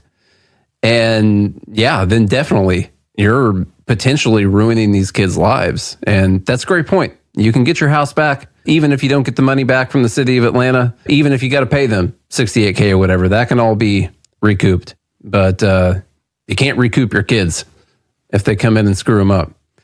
At what point do we actually fight the government? We give everyone a pretty good list of things. I mean, all the time. I know what would happen if they tried to do this with my son. Yeah, you go to prison. Yeah, I'd be willing to risk my life. But then, would you consider the fact that you'd never get your son back if you did? So like. But I could maybe prevent this happening to other families. You probably create a new surveillance agency or something like that. I get what Spike is saying. Be respectful. Because it's not evil bleep of the week. It's dumb bleep of the week. And I think we're giving them too much credit by calling them dumb. Yeah, it is evil. Definitely. So what did you vote for? The destruction of the house. Okay. That was definitely dumb. Lawton Ave. Anytime you want to get your house demolished, you make sure they go to Lawton Avenue. Yeah. Okay. And not Lawton Street. That's a big deal for everyone. We got anyone else who wants to explain what their votes are, although I think we can kind of see what the winner is going to be, kind of running away with it. And you know what I need to do? The funny thing is about the Georgia house story is that's not the first time. No. It's happened hundreds of times. Atlanta has done it again since then. They just did it a couple months ago to a woman while she was away on vacation and doing the same thing. And I think their answer is on this one. I think it's this one. They said that it's not their responsibility. It's between her and the construction company that demolished the house. That's who she needs to sue, not the city. So even though the city employed the construction company, they paid them to do it. I don't know in that specific instance if it was them that actually messed up or if it was the city. But yeah, it seems to be a problem, especially in Atlanta right now. Just imagine, there's a lot of things you got to worry about being in Atlanta. Like a tornado coming through could demolish your house. You never really think that the government's going to pay like a licensed contractor to set up outside your house and tear it down without your permission. That's really low on the list of things that your home insurance is going to cover. Also, tearing things down kind of sounds fun. They're getting paid $68,000 to do that. I guess so. Well, I mean, they probably got paid less. The government needs to, pay people to do the paperwork and stuff like that, lawyers and such, all that stuff. Yeah, I'm sure it would be fun to tear it down. Listen, I think we kind of know who's going to win. If no one else wants to sway any votes or anything like that, right now it's the Georgia Division of Family and Children's Services. And you know what? we should have Spike come on to talk about this case and what's going on with it sometime. We should. I'm going to. We've had him on a few times. I think we should have him come on and tell us what the update on this thing is. So you're going to send a trophy to DFCS? I guess so. I need to. That's what I'm going to reach out to Spike and see who the trophy needs to go to. Yeah, actually. Yeah, and maybe you should send it to the governor to bring awareness. So one thing, after I watched this video today, I followed Brian Kemp on X, and I copied the link to this video, and I've been posting it on every single one of his posts on X. And I think maybe that's something simple we can all do. Spike actually has one of their slogans for "You Are the Powers that cyberbully the government," or whatever it is. So I think every time Brian Kemp posts something, the link to this X post needs to go on that. Or every time the Georgia DFCS posts something, the link to this needs to go on that. Don't ever allow them to propagandize how great they are at helping people without also giving people a chance to see the things that they really do. And like I said, I'll put a link to the video we just watched in there. And maybe, you know what, as an honorary thing, even though I submitted this one, maybe it's Spike who gets the trophy instead of me this year. Got enough trophies. I was going to say this should go to Spike as a submission. Yeah. This, he's doing all the work on this. He's doing God's work with this, really. Yep. I think that's what we need to do. We'll get Spike a trophy, and we'll ask him where the other trophy needs sent. He's part of the Fed Haters Club. He just does.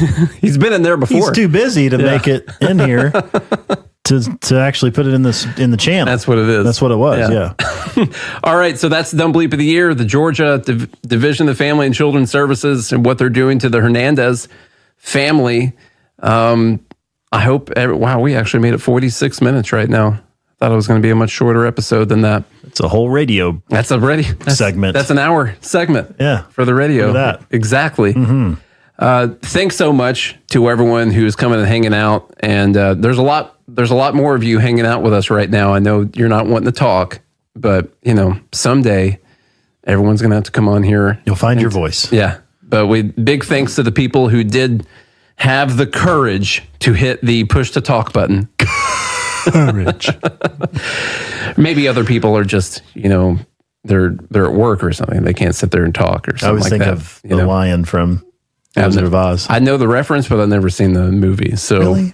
Yeah. Courage. Like I get. I don't know. They could be driving big rigs or something. Yeah. Maybe ANCAP truckers practicing safety right now. So that's fine. And my brother's working on a tractor out on the practicum right now. So practicum tractor. Yeah. All right, everyone. Toiling away. The practicum. So thank you so much. Thanks for a great year. Yeah. Another great year in the bag. We saw some ups and downs in the podcast. We were demonetized, and then we remonetized, semi-remonetized, and then demonetized, and then semi-remonetized, and it was the most money we'd taken in from the podcast this year. Yeah. So that was that's good. We need to keep that on an upward trajectory. Someone's got to pay for the lap dances for the big guy over here. Yeah. So that's what your money can go towards. Hop on the G train. Him and his drag queen. Yes. Yeah. Those cost more too. Yeah. So that's why you got to chip in more money. I need some more gym equipment, actually. Yeah. You were talking about buying some stuff and not for a resolution or anything. No, it's not a resolution. It's just gotten really expensive. You're just going to start working out more starting this year. But I already started that last year. Okay. Yeah. So my soft resolution is that I am going to make use of the rower that's in your garage down there. You got a nice little workout area down there. Yeah. So I'm going to make use. I'm approved by all the doctors that tend to me at all times to use a rower. That you've been abusing yourself? Yes. Yeah, I almost got taken away from myself. Is that their testimony? Yeah, it's close. Yeah. All right, let's go. Maybe we should send a trophy to the judge. And that's what Spike's going to say, that a lot of people need trophies in this instance. Yeah. He might also say that it's a bad idea to send a trophy to one of them while this case is ongoing, but we'll see what he says. Okay. I'll hit him up. As much as I joke around about not caring, I do deeply care. And so I want to say, especially to the Fed Haters Club, first and foremost, we appreciate every single one of you. It's been a great year. Y'all are the reason that we do this. This podcast has been going now for 5 years, 5.5 years. Mm-hmm. This summer of 2024 will be 6 years. We have 1,200 episodes now. Close. There's no end in sight. Y'all think we're about to slow down? Mm-mm. About to speed up. Speed up. All right. Hope you guys do have a happy new year. Nate is better than Chuck. We love them both equally.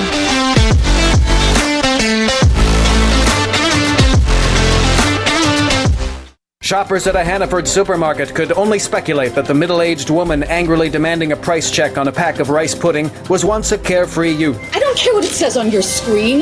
You know, this is why people go to the store across the street, because of the way they're treated here. You know, nobody likes it here. Those watching the woman angrily asking for a manager over a $1.20 price difference imagined that the woman was once a fresh-faced college graduate, too spirited and fun-loving to throw a bitter tantrum in front of a room of complete strangers. She was probably once just some freewheeling college kid, you know? Her biggest concern was which one of her friends she was going to hang out with at night and whether they were going to meet at the movies or a bonfire on